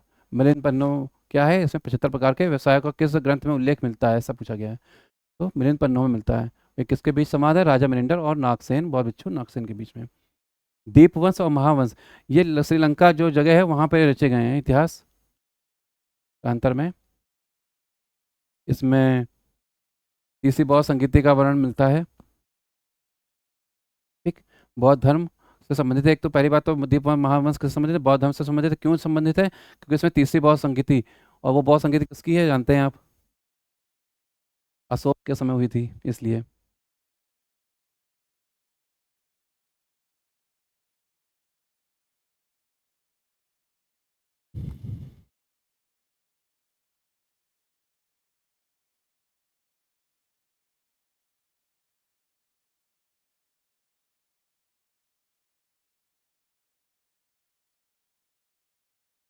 ललित विस्तार सूत्र, ये महायान बौद्ध से संबंधित ग्रंथ है। तो ये भी एक इंपॉर्टेंट पूछा जाता है, ललित विस्तार महायान बौद्ध से संबंधित है। पहली चीज तो इसमें गौतम बुद्ध की लीलाओं का वर्णन है, इसीलिए गौतम बुद्ध को श्री कृष्ण या विष्णु से भी जोड़ा जाता है कहीं कहीं। और जो गौतम बुद्ध की आपने देखी होगी सैया जैसी बनी हुई है, सर पे रख के लेटे हुए हैं, कुछ कुछ विष्णु जी के नील छागरा में लेटे हुए दिखाया गया है। तो अभी कौन किससे प्रभावित है इसके बारे में तो कहा ही नहीं जा सकता। और ये महायान बहुत से संबंधित है, इसलिए संस्कृत में है, क्योंकि महायान वाले जो थे वो संस्कृत को मानते थे, जबकि हीनयान वाले पाली भाषा को मानते थे, भाषा है ना। तो हीनयान के जितने भी ग्रंथ मिलेंगे वो पाली भाषा में मिलेंगे, और महायान के जितने ग्रंथ मिलेंगे वो संस्कृत में। महायान वालों ने गौतम बुद्ध को भगवान माना है, इसलिए उनकी लीलाओं का वर्णन किया है, लीला भगवान ही करते हैं। और इसमें 64 प्रकार की लिपियों का उल्लेख है, जिस लिपियाँ जो होती है ना लिखने की, वो उनका उल्लेख है। और ये कहाँ पे है, ये बोरोबुदुर स्तूप में है, जावा इंडोनेशिया में। ठीक, इन लिपियों का तो याद रखिएगा, ये संस्कृत में है पहली बात तो लिपियाँ। ठीक, और ये 64 प्रकार की लिपियों का उल्लेख मिलता है इसमें, जो बोरोबुदुर स्तूप जावा में है। महाबोधि वंश एक बुक है, इससे लिखा है उपात्य ने। ये कम पूछी जाती है, लेकिन विभाषा शास्त्र बहुत पूछी जाती है। इसे वसु मित्र ने लिखा है। ये त्रिपिटक जो हैं उन पर टीका है। और त्रिपिटक आप जानते हैं कौन कौन से हैं, सुत पिटक, विनय पिटक और अधिधम पिटक। त्रिपिटक यही है, याद रखिएगा। ये त्रिपिटक कौन है,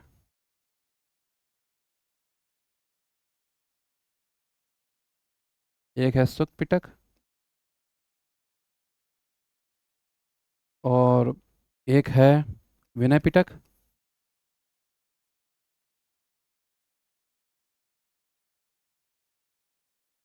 ठीक, और एक है आपका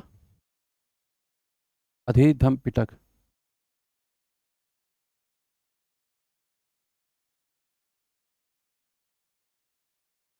अभिधम पिटक, इन्हीं को त्रिपिटक कहा जाता है, कुछ और ना समझ लीजिएगा।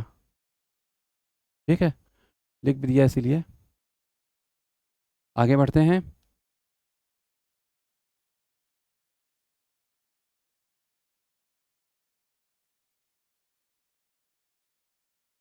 एक विशुद्धिमग बुक लिखी बुद्ध घोष ने 5वीं शताब्दी में, पूछी जाती हैं कभी कभी, तो इसलिए याद रखना जरूरी है।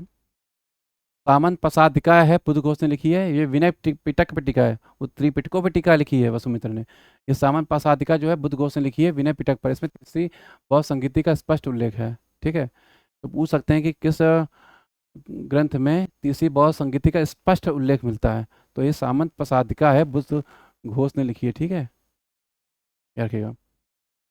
बुद्ध चरित, ये अश्व घोष ने लिखी है। कालांतर में कनिष्क में चौथी बहुत संगीति का उपाध्यक्ष था ये। बौद्धों की रामायण बोला जाता है। एक अश्व घोष ने लिखी है। तो आनंद सारिपुत्र पकड़म, ये दोनों किताबें उनकी हैं, तो ये तीनों ही इंपॉर्टेंट हैं। एक वजह सूची भी है अश्व घोष की है, इसको भी याद रखिएगा, ये पूछी जा सकती है कभी एग्जाम में, क्योंकि ये सब पूछे जा चुके हैं, तो ये इनका ही नंबर है। जो पूछा जा चुका है उसके आगे का नंबर होता है।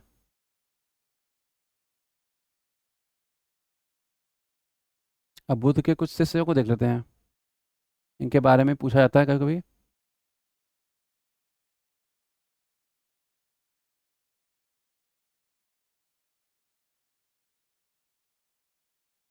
बुद्ध के शिष्य, वो भी प्रमुख, आनंद, इनका भाई और सहगामी था, पहले बता चुका हूँ मैं। आनंद ने सुखपिटक का पाठ किया, ये भी बता चुका हूँ। इसके आग्रह पर महिलाओं को बौद्ध संघ में शामिल किया गया। ठीक है, तो बता चुका हूँ, प्रजापति गौतमी इसी के आग्रह पर शामिल हुई थी। ठीक, इनका सगा भाई नहीं था, ठीक है, कजन ब्रदर था। उपाली, ताके कुल का नाई था, बता चुका हूँ आपको, इसने विनय पिटक का पाठ किया।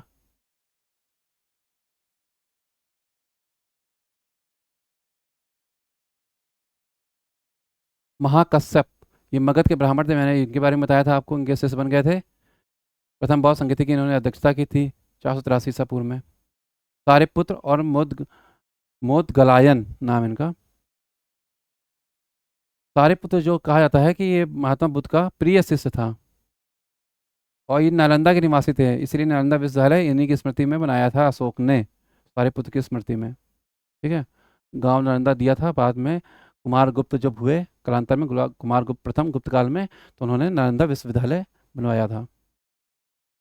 दोनों की अस्थियां सांची स्तूप में हैं। ठीक है, ये नंबर 3 जो स्तूप नंबर है उसका है, नंबर है, कोई ज़रूरी नहीं है, तो इतना रखिएगा। तो ठीक, आगे बढ़ते हैं हम लोग, कुछ देख रहे थे दान, इनके देख रहे थे किसने क्या क्या दान दिया है। तभी के पूछते हैं, पूछा गया ये वेणुवन विहार, तो बिंबिसार मगध का राजा था, उसने बुद्ध को वेणुवन नाम का विहार दिया। अंगुलीमाल कौन था? श्रावस्ती का डाकू था। कहते हैं हृदय परिवर्तन के दो ही एग्जाम्पल हैं जो सबसे ज़्यादा हैं। कहते हैं कि आदमी का कुछ भी परिवर्तित हो सकता है, लेकिन हृदय कभी भी परिवर्तित नहीं हो सकता। तो हृदय परिवर्तन होना एक वो भी उम्र में बहुत मुश्किल होता है। अंगुली बाल एक छोटा बालक था, इसकी कहानी आपने बचपन में पढ़ी होगी। तो प्रसेनजीत ने इनको बुलाया अपने राज्य में और कहा कि भैया इसको देखो समझो काशी में। तो ये गए, अपना अंगुलीमाल से बात की, कुछ प्रश्न किए, और ये फिर उनसे प्रभावित होकर अंगुलीमाल जो है श्रावस्ती का डाकू जो था, वो इनका शिष्य बन गया गौतम बुद्ध का। जब बन गया तो प्रसेनजीत आए इसको मारने के लिए, कि मैं इसको मारूंगा, दंड दूंगा। तो महात्मा बुद्ध ने कहा पहले आप देख लीजिए कि ये इसका मैंने हृदय परिवर्तन किया है तो कैसा है। तो फिर महात्मा बुद्ध ने अपने एक शिष्य को उठाया अहिंसक नाम के, और कहा कि आप इनसे कुछ बताइए इनको कुछ। तो उसने बताया, तो उसने कहा कि काफ़ी अच्छी चीज़ बताई है। तो उसने उन्होंने बताया कि यही अहिंसक नाम का जो व्यक्ति है, प्रारंभ में इसका नाम अंगुलीमाल था, हिंसा करता था, इसलिए उसका नाम ही अहिंसक रख दिया। ठीक, तो अंगुलीमाल का नाम अहिंसक गौतम बुद्ध ने रखा था, याद रखिएगा। अनाथ पिंडक एक व्यापारी था, बता चुका हूँ आपको, इस श्रावस्ती में 21 वर्ष वास किए थे, और सर्वाधिक उपदेश भी वहीं दिए उन्होंने, जेतवन विहार दान किया था। ठीक, सुबुद्ध बुद्ध का अंतिम उपदेश को ही दिया, ठीक, कुशीनारा या कुशीनगर में। ठीक, जीवक बिम्बिसार का राजवैद्य था, आम्रपाली का पुत्र था, बिम्बिसार के दरबार में वो गणिका थी, तो उनके ये भी विहार हैं, इनको भी देख लेते हैं।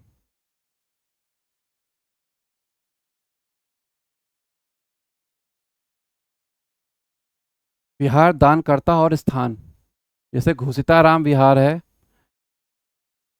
घोषित श्रेष्ठी थी, उसने दान किया था, सॉरी, कौशाम्बी में। आम्रपाली ने आम्रपाली नाम की जगह दान की थी, ठीक है, आम्रपाली नाम से विहारी अपने दे दिया था वैशाली में। एक वेलू ग्राम करके था, इसके दानकर्ता का नाम तो नहीं पता, ये वैशाली में है वेलू ग्राम। तो कहते हैं बुद्ध का जो अंतिम वर्षावास था वो यहाँ व्यतीत किया था, इसलिए वेलू वन ग्राम जो है, ये इसको वेलू ग्राम बोल दीजिए चाहे वेलू वन ग्राम बोल दीजिए, ठीक है, तो आप कुछ भी बोल सकते हैं। तो वेलू वन ग्राम जो है यहाँ अंतिम वर्षावास किया था, इसलिए इंपॉर्टेंट है। कहा जाता है कि मध्यम निकाय जो है, तो के पाठ है ना, ये पता है ना, 5 भाग में एक है। तो मध्यम निकाय जो है, सुक्त पिटक का पाठ जो भाग है 5वां, उसमें 5 भाग हैं, उनमें से एक है मध्यम निकाय। उसमें कहा गया कि उसमें वर्णन मिलता है ऐसा कि महावीर स्वामी और गौतम बुद्ध का भेंट हुआ है आपस में, मतलब मिले हैं, ठीक है, तो कभी प्रश्न आ जाए तो याद रखिएगा, मध्यम निकाय में इसका वर्णन मिलता है। आगे बढ़ते हैं हम लोग।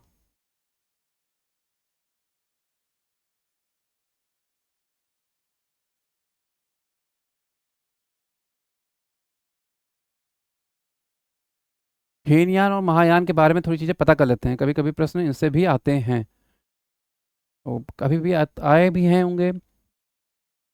तो हीनयान जो है, ये महान मानते थे बुद्ध को, महापुरुष, महान है, महान व्यक्ति, जबकि महायान जो है इनको भगवान मानने लगे थे, इसीलिए उनका लीलाओं का वर्णन भी मिलता है, इसीलिए है।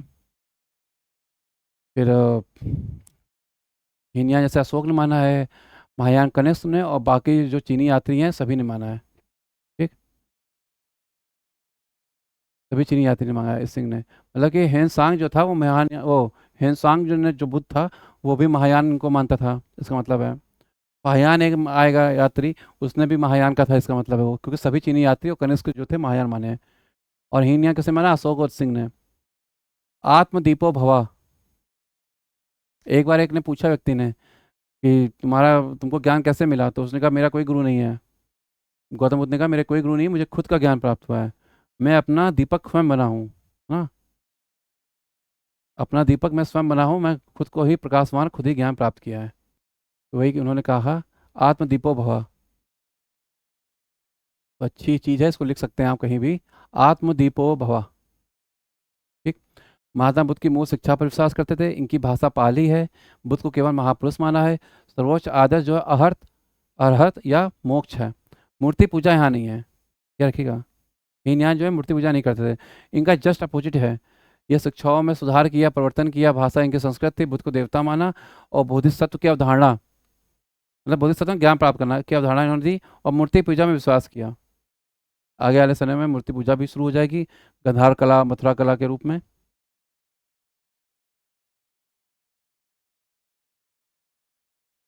आगे चल के हीनयान भी 2 भागों में बटा और महायान भी 2 भागों में बटा।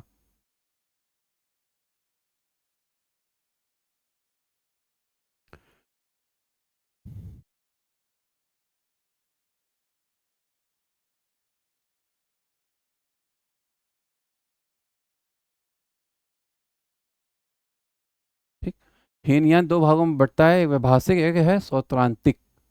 वैभाषिक क्या है? मुख्य ग्रंथ है विभाषा शास्त्र का, ठीक, और सौत्रांतिक का जो मुख्य ग्रंथ है वो सुक्त पिटक है।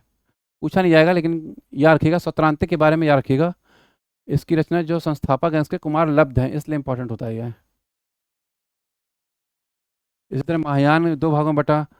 नागार्जुन के बारे में आपने नाम सुना होगा, नागार्जुन, नागार्जुन का।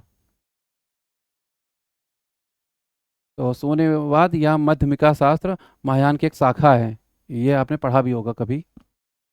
एक विज्ञानवाद या योगाचार का प्रवर्तन किसने किया? मैत्रेयनाथ ने किया, ये भी इंपॉर्टेंट है, तो ये याद रखिएगा।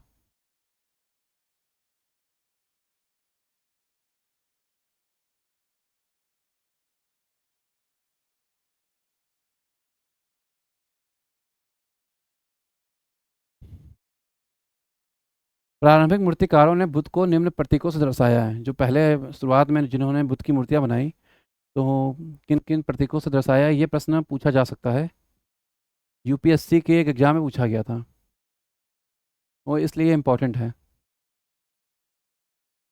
रिक्त आसन दिखाया गया है क्योंकि उन्होंने युवराज का पद त्याग किया था। एक चक्र दिखाया उन्होंने, एक वृक्ष दिखाया है ज्ञान प्राप्ति, एक स्तूप दिखाया है।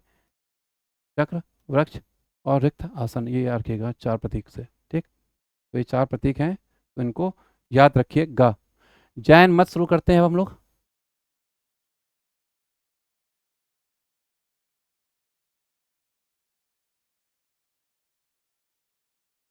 तो कुल तीर्थंकर आप जानते हैं कितने थे? 24। पहले तीर्थंकर थे ऋषभनाथ, आदिनाथ या ऋषभदेव। ठीक, ऋषभनाथ और अष्टनेमी का नाम उल्लेख जो है वो ऋग्वेद में मिलता है, लेकिन जो पार्श्वनाथ हैं 23वें तीर्थंकर और महावीर स्वामी अंतिम 2 तीर्थंकर ऐसे कह सकते हैं इनको, वो ऐतिहासिक माने जाते हैं। ठीक, उनके बारे में पता चलता है, बाकी का उल्लेख मिलता है क्योंकि इसलिए।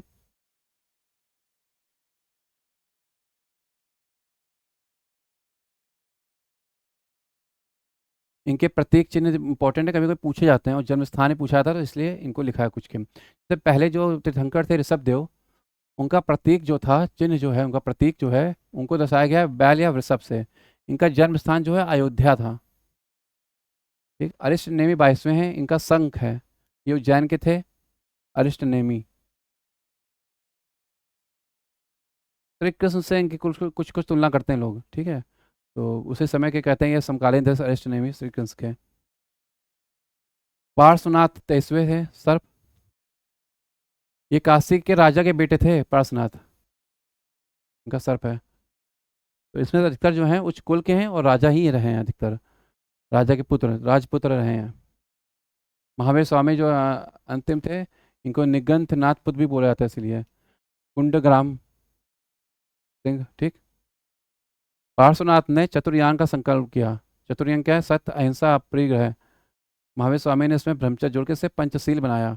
पंचशील सिद्धांत यही है, हमारे विदेश नीति के भी भाग हैं ये, याद रखिएगा। सत्य, अहिंसा, अस्तेय, अपरिग्रह, इनके बारे में आप जानते ही हैं। चोरी ना करना, झूठ ना बोलना, अहिंसा, सत्य, ये सब चीज़ें हैं। धन का संचय ना करना, बेवजह ज़्यादा धन का। ज्ञानियों को क्या कहा जाता था? जिन, निग्रंथ, अहर्त या महाव्रताधर भी कहा गया है। जिन का मतलब होता है विजेता, जीत लेने वाला, और निग्रंथ का मतलब होता है बंधन रहित। तो कभी हिंदी के एग्जाम में आ जाए आर में, तो याद रखिएगा, काम आ जाएंगे। महावीर स्वामी शुरू करते हैं अब हम लोग, क्योंकि जैन धर्म जो है इन्हीं के नाम से ज़्यादा जाना जाता है। महावीर स्वामी 599 से 468 ईसा पूर्व, कहीं कहीं 540 भी मिलता है, तो कभी डेट पूछी नहीं आती है, इसलिए 540 आप मान लीजिए चाहे तो मैंने दोनों लिख दिए हैं। जन्म वैशाली के कुंडग्राम में हुआ। इनके पिता कौन थे? ज्ञाता कुल के मुखिया थे सिद्धार्थ नाम के व्यक्ति। इनकी माता तिसला थी, वो लिच्छवी राजकुमारी थी, चेटक की बहन थी। चेटक की एक बहन थी, एक बेटी भी थी। उसकी शादी हुई थी अजात शत्रु बिंबिसार से।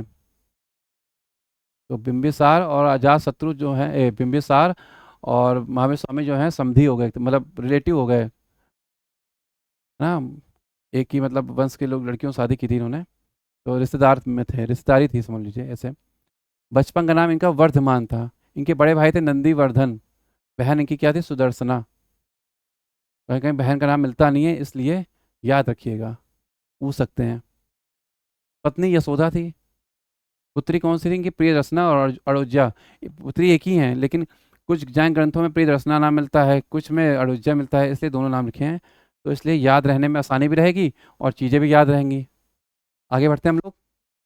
इनके दामाद जमाली था एक, इनकी पुत्री का पति था, इसलिए उसे दामाद भी बोला गया। तो जो इनके दामाद थे, ये प्रथम शिष्य थे और पहले ऐसे व्यक्ति थे जिन्होंने जैन संघ को छोड़ा था। पहले शिष्य भी बने और जैन संघ को छोड़ा भी था, ये विरोधी मत के थे। इसलिए इसी तरह गौतम बुद्ध के जीवन में ऐसे व्यक्ति था, उनका भाई था देवदत्त, गौतम बुद्ध का। उनके भाई का लड़का था, छोटे भाई का, और वो भी ऐसे ही था, वो भी शिष्य बना, उनको मारने का प्रयास करता था काफ़ी, ऐसा कहा गया है। आगे बढ़ते हैं।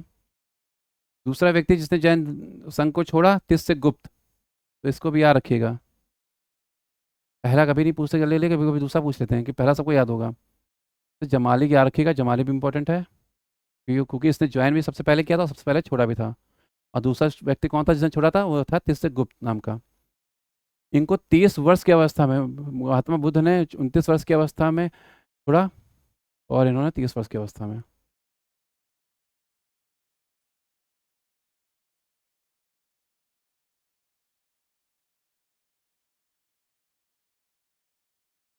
कहते हैं ऐसा कि उनको 49 दिन में ज्ञान प्राप्त हो गया महात्मा बुद्ध को, लेकिन ऐसा नहीं है। 29 वर्ष की अवस्था में जब उन्होंने घर त्याग किया तो उसके पहले वो घूमने तो गए नहीं थे, तो तपस्या तो उन्होंने भी की है उस समय। ये कि उस तपस्या का फल जो है उनको वो 49 दिन में मिल गया, बस फर्क इतना है।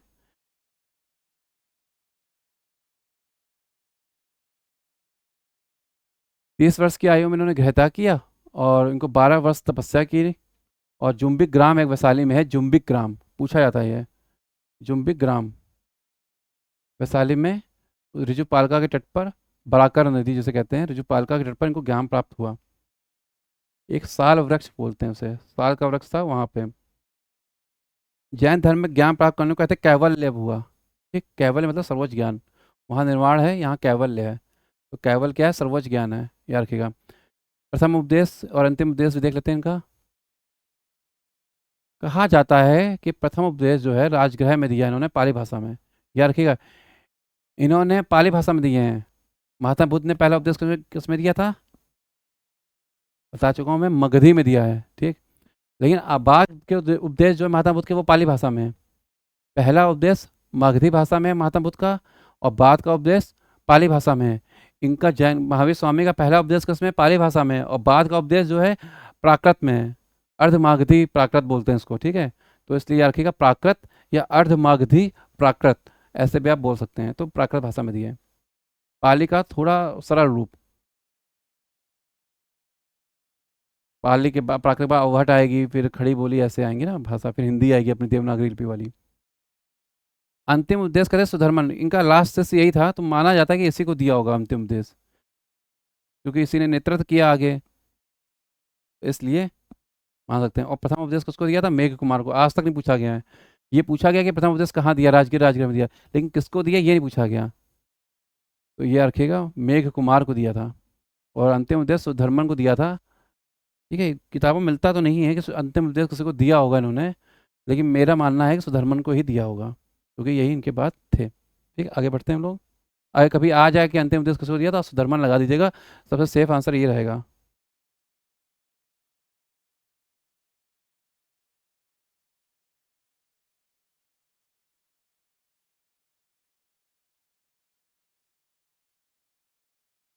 जैन मत देख लेते हैं अब। जैन मत का प्राचीनतम साहित्य जो था वो पूर्व कहा जाता है, पूर्व या पूर्ण कहा जाता था, ये पर्व को समझ लीजिए आप। ठीक, पूर्व या पर्व, ये 14 थे।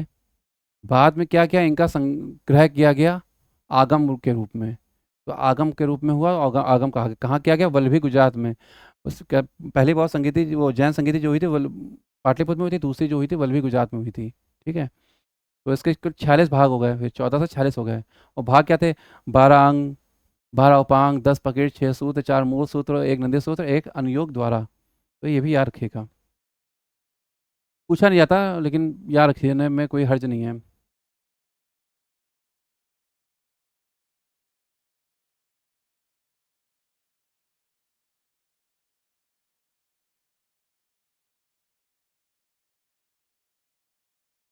महावीर स्वामी के दर्शन का सार जो है अनेकांतवाद है, या सयादवाद या सत्य गणमीमय है। ठीक है, ये एक ही चीज़ है दोनों, और ये अलग है। ठीक, सयादवाद और सत्य गणमीमय जो है एक ही हैं, ये एंड लगा है। ठीक है, अनेकांतवाद क्या है? तत्व मीमांसा का भाग है अनेकांतवाद। इसमें आत्मा को माना है, मेटाफिजिक्स। तत्व मीमांसा मतलब मेटाफिजिक्स। ठीक, आत्मा को उन्होंने माना है इसमें। तो इसका मतलब है कि जैनियों ने आत्मा को माना है, परमात्मा को नकारा है।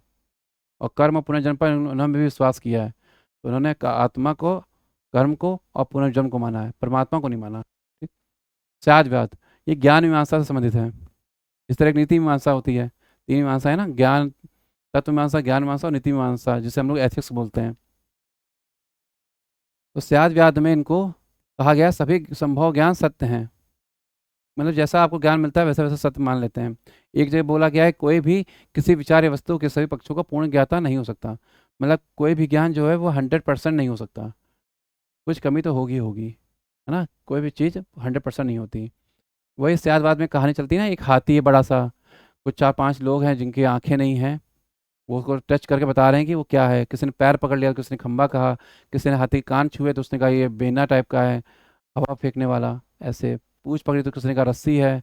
इस तरह लोगों ने अपने अपनी बताए। तो वही कहा है, सभी संभव ज्ञान सत्य है, शायद। इसका मतलब ये है कि जो ज्ञान संभव सत्य है और 100% ज्ञान हो नहीं सकता। तो 3 रत्न इनके भी हैं, तो क्या है? श्रद्धा, ज्ञान और आचरण। सम्यक श्रद्धा, सम्यक ज्ञान और सम्यक आचरण। सम्यक ज्ञान जो है वो 5 प्रकार के हैं। तो ये तो पूछे जाते हैं, याद रखिएगा। 5 प्रकार के कौन कौन से हैं? मति, श्रुति, अवधि, मनः प्राग और कैवल्य अंतिम। मति मतलब इंद्रिय ज्ञान, श्रुति सुनने वाला, अवधि दिव्य ज्ञान, और मनः प्रयाग मतलब दूसरे के मन की बात को जान लेना, मनः प्रयाग बोलते हैं उसे। और कैवल्य सर्वोच्च ज्ञान, आपको पता ही है, ठीक। कैवल्य क्या है? सर्वोच्च ज्ञान। वैसे पहले पिछली स्लाइड में लिखा हुआ है सर्वोच्च ज्ञान, ठीक। आगे देखते हैं।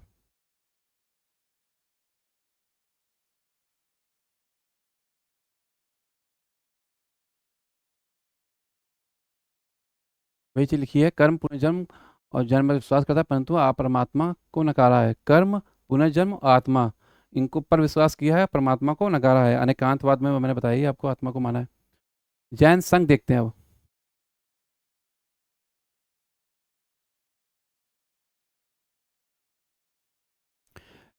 जैन संघ में पहला शिष्य बताया चुका हूं मैं कि इनका दामाद जमाली था, और छोड़ने वाला भी पहला आदमी दामाद इनका जमाली ही था। इन्होंने शिष्यों को 11 गढ़ों में विभक्त किया जो गढ़धर कहलाते थे। प्रथम गढ़धर किसे बनाया? एक इंद्रभूति गौतम नाम का व्यक्ति था, उसको इन्होंने प्रथम गढ़धर बनाया। ठीक है, तो याद रखिएगा। इंद्रभूति गौतम प्रथम गढ़धर पूछा जा सकता है कभी, तो याद रखिएगा। मृत्यु के समय केवल 2 गढ़धर ही जीवित थे। जब महावीर स्वामी की मृत्यु हुई तो सिर्फ 2 गढ़धर जीवित थे, एक इंद्रभूति गौतम, एक सुधर्मन। तो मृत्यु के समय गढ़धर जीवित थे, तो इनको ही बनाया होगा। तो इस वजह से मैंने अंतिम उद्देश्य बोला, क्योंकि जैन धर्म का जो नेतृत्व है मृत्यु के बाद सुधर्मन ने किया। और जब सुधर्मन की मृत्यु हो गई तो एक जम्बू नाम का व्यक्ति था, उसने जैन संघ का अध्यक्ष बनाया गया। ठीक है, पहले कौन अध्यक्ष बनाया गया? नेतृत्व का मतलब ही है कि अध्यक्ष, अध्यक्षता है ना करना। जो अध्यक्ष होगा वही नेतृत्व करेगा किसी चीज़ का। तो सुधर्मन के बाद जम्बू बना। तो इसलिए मान सकता हूँ कि सुधर्मन को ही बनाया हो गया होगा, अंतिम उपदेश इन्हीं को दिया होगा। इसी आधार पर मैंने उसमें अंतिम उपदेश लिखा है। यदि आप लोगों को कहीं मिले तो मुझे बताइएगा ये सही है कि गलत है। महावीर स्वामी की मृत्यु पावापुरी में हुई, पता ही है आपको। मल की राजधानी थी, मल्लों का था, मल की पावापुरी है, मल। ठीक। प्रथम महिला शिष्या इनकी कौन थी? चंपा की राजकुमारी चंदना थी। ये चंपा के राजा थे एक दधिवाहन। चंपा के राजा की पुत्री थी ये चंदना। कौन थी? चंपा की राजकुमारी थी। तो चंपा के राजा, उस समय राजा पूछा नहीं जाता कभी, लेकिन लिख लेता हूँ मैं। दधिवाहन, दधिवाहन की पुत्री हैं ये चंदना। तो पहली महिला इससे ही थी। और जैन मठों का ये पूछा जाता है कभी, जैन मठों को क्या कहते हैं? बसारडी या बसदिस कहते हैं। ठीक है, आगे बढ़ते हैं। बौद्ध धर्म में 4 संगीतियाँ हुई हैं, लेकिन जैन धर्म में सिर्फ 2 हुई हैं। तो पहले बौद्ध संगीति 313 ईस्वी में पाटलिपुत्र में हुई। इसकी अध्यक्षता जो की थी स्थूल भद्र नाम के व्यक्ति ने की थी, जो जैन सन्यासी थे। और इस समय राजा जो थे वो चंद्रगुप्त मौर्य थे। जब पहली बौद्ध संगीति हुई, तो जैन संगीति हुई, तो राजा कौन थे? चंद्रगुप्त मौर्य, लिखा हुआ है। ठीक है। प्रथम अध्यक्षता सूर्यभद्र ने की। जैन धर्म 2 भागों में बढ़ गया, इसमें श्वेतांबर और दिगंबर। श्वेत वस्त्रों को धारण करने के कारण श्वेतांबर कहा गया। दिगंबर अधिकतर नंगे रहते थे। तो श्वेतांबर के प्रवर्तक कौन थे? स्थूलभद्र थे। और दिगंबर के प्रवर्तक कौन थे? भद्रबाहु। इनके शिष्य थे ये, चंद्रगुप्त मौर्य इनके शिष्य थे। और भद्रबाहु ने ही कल्पसूत्र की रचना की है। मैं जैसे बताया था ना मैंने, प्रिय दर्शन जो नाम मिलता है तो ये कल्पसूत्र में ही मिलता है अधिकतर। तो इसलिए ये संस्कृत में लिखा गया है। ठीक, कल्पसूत्र की रचना किसमें की गई है? संस्कृत में, यार्की का पाली भाषा में नहीं की गई है। आगम ग्रंथों का संकलन हुआ इस ग्रंथ में। ये इसके बाद होती दूसरी बौद्ध संगीति, ये हुई 513 ईस्वी में, वल्लभी गुजरात में हुई है। इसकी अध्यक्षता की थी देवाधीश समर श्रवण ने। इसने की थी देवाधीश क्षमा श्रवण ने। ठीक, आगम ग्रंथों को अंतिम रूप दिया गया। जैन मत का समर्थन करने वाले राजा देख लेते हैं कौन कौन से हैं। महापद्मनंद है, चंद्रगुप्त मौर्य है, एक आगे चल के दूसरी शताब्दी ईसा पूर्व में, और खारवेल होगा, अमोघ वर्ष होगा। ये राष्ट्रकूट राजा है अमोघ वर्ष, और धंग राजा हैं, अंग गंड विद्याधर चंदेल, चंदेल वंश के राजा थे। ठीक है, अमोघ वर्ष कौन है? राष्ट्रकूट राजा हैं।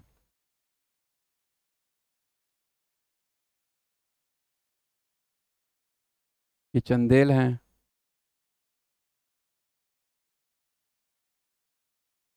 ठीक है, बाकी खारवेल जो है चेदी वंश का राजा है।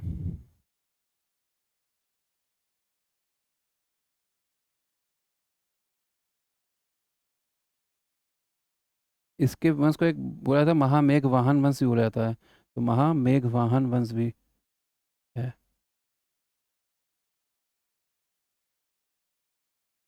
एग्जाम में पूछा भी गया एक बार।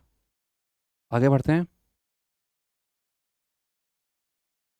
जिस तरह हम लोगों ने महायान और हीनयान देखा था ना, हीनयान और महायान, वैसे ही संकल्पना जो है मिलती है इसमें भी मिलती है, दिगंबर और श्वेतांबर में बिल्कुल सेम टू सेम। देखिए, इसके प्रवर्तक भद्रबाहु हैं दिगंबर के। ये एक बात तो ये इंपॉर्टेंट है, इसको याद रखिएगा। महावीर स्वामी की मूल शिक्षाओं पर विश्वास किया है, हीनयान वालों ने भी यही किया था, गौतम बुद्ध की मूल शिक्षाओं पर। श्वेतांबर क्या कहते हैं? मूल शिक्षा में सुधार परिवर्तन। महायान वाले भी यही कहते हैं। ये महापुरुष मानते हैं, हिन वाले भी गौतम बुद्ध को महान पुरुष मानते हैं, और महावीर स्वामी ने को भी दिगंबर वालों ने महापुरुष माना। ये देवता मानते हैं, उन्होंने भी देवता माना महायान वालों ने गौतम बुद्ध को। ये मूर्ति पूजा नहीं करते, वो भी नहीं करते थे, ये मूर्ति पूजा कर पर विश्वास था। इनकी भाषा प्राकृत थी, उनकी भाषा कौन थी? पाली थी। इनकी भाषा संस्कृत है, और महायान की शाखा कौन सी थी? संस्कृत थी भाषा। ये वस्त्र नहीं पहनते हैं, देखा होगा आपने, जैन सन्यासी होते हैं बहुत से, आपने कभी, तो ये श्वेत वस्त्र धारण करते थे, श्वेतांबर बोले गए। अंबर मतलब कपड़ा। कहाँ कहाँ इनके उल्लेख मिलता है ये देख लीजिए, कुछ अभिलेख भी हैं इनसे संबंधित।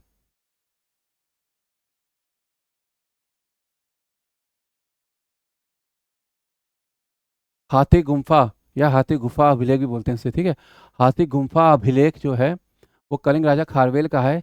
इसमें मूर्ति पूजा से संबंधित प्रथम अभिलेखीय प्रमाण मिलता है, तो ये कभी नहीं आपने पढ़ा होगा, मुझे यकीन है। तो इसलिए मूर्ति पूजा से संबंधित प्रथम अभिलेखीय प्रमाण मिलता है। नहरों की जानकारी करने वाला भी यही अभिलेख है, भारतवर्ष का उल्लेख करने वाला भी यही अभिलेख है, और महापद्मनंद जो राजा होगा पद्मनंद वंश का, उसका उल्लेख करने वाला भी यही अभिलेख है। तो काफ़ी चीज़ें हैं, तो हम लोग पढ़ेंगे जब खारवेल पढ़ेंगे। गोमतेश्वर बाहुबली की एक मृत्यु है श्रावण बोला कर्नाटका में। गोमतेश्वर जो थे ऋषभ देव जो पहले थे, उनके पुत्र थे ये। यहाँ पे एक रस्म होती है महामस्तकाभिषेक की। इनकी मूर्ति को नहलाया जाता है, काफ़ी भव्य मूर्ति है, आप गूगल में सर्च करिएगा, काफ़ी भव्य मूर्ति जो हर 12 साल में हुई थी। पिछली बार ये 2018 में हुई थी, तो अब 12 साल वहाँ से जोड़ लीजिए, 2030 में होगी फिर, तो है ना। तो ये महामस्तकाभिषेक कब होगा? 2030 में फिर। समेत शिखर का संबंध भी पार्श्वनाथ से है, यहाँ इन्होंने देह त्याग किया था, 24वें थे ये तीर्थंकर, आपको पता ही है। तो देह त्याग था। प्रभास गिरी जो कौशाम्बी में एक पर्वत है, वो भी जैनों से संबंधित है। ठीक है, तो ये भी रखिएगा। आगे बढ़ते हैं, आखिरी स्लाइड है ये क्लास की, इसके बाद आपकी क्लास समाप्त हो जाएगी। शासकों को देख लेते हैं, जैसे वहाँ शासकों देखा था, वह यहाँ भी आगे तक के देख लिए हैं पूरे हम लोगों ने। मेडिवल भी मैंने इसमें ले लिया है, जिससे कि आपको दिक्कत नहीं आएगी। चंद्रगुप्त मौर्य प्रमुख शासक हैं। ठीक है, भद्रभाऊ है कल्पसूत्र रचना की, इसमें 24 तीर्थंकर का उल्लेख है, इसलिए इंपॉर्टेंट है, इसलिए रखेगा। संप्रति सुहस्तिन। ठीक है, अमोघ वर्ष ने जिनसेन लिखा। ठीक है, अमोघ वर्ष एक राजा था, उसने जैन आचार्य एक सुहस्तिन थे, अमोघ वर्ष के समय जिनसेन नाम बहुत मिलेगा आपको। जय सिंह सिद्धराज थे, इनके समय हेमचंद सूरी थे, पूर्व मध्यकाल में परिशिष्ट पर्वन लिखा इन्होंने, जय सिंह सिद्धराज के समय।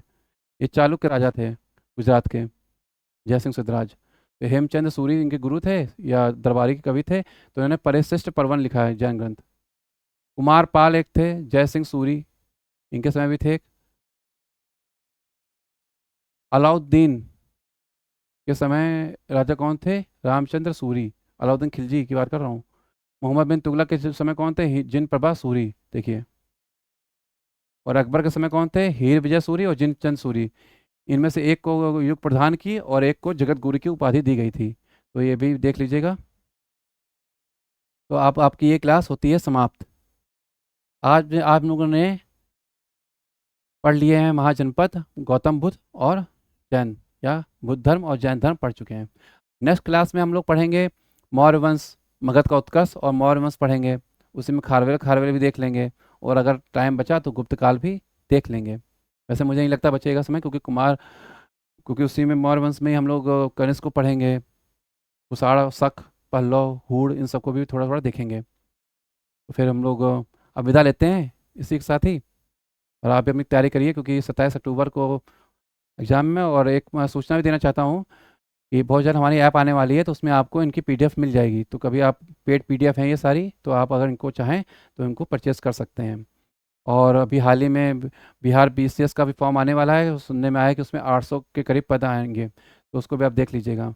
और अभी राजस्थान पीसीएस का नोटिफिकेशन आ चुका है, 19 तारीख से उसका भी फॉर्म शुरू होगा, उसमें भी कर लगभग 700 पद हैं। उनके बारे में भी हम लोग विस्तार में एक बना देंगे पेज, जिससे आपको नोटिफिकेशन और वैकेंसी के बारे में पता चल जाए। ओके, ठीक, धन्यवाद।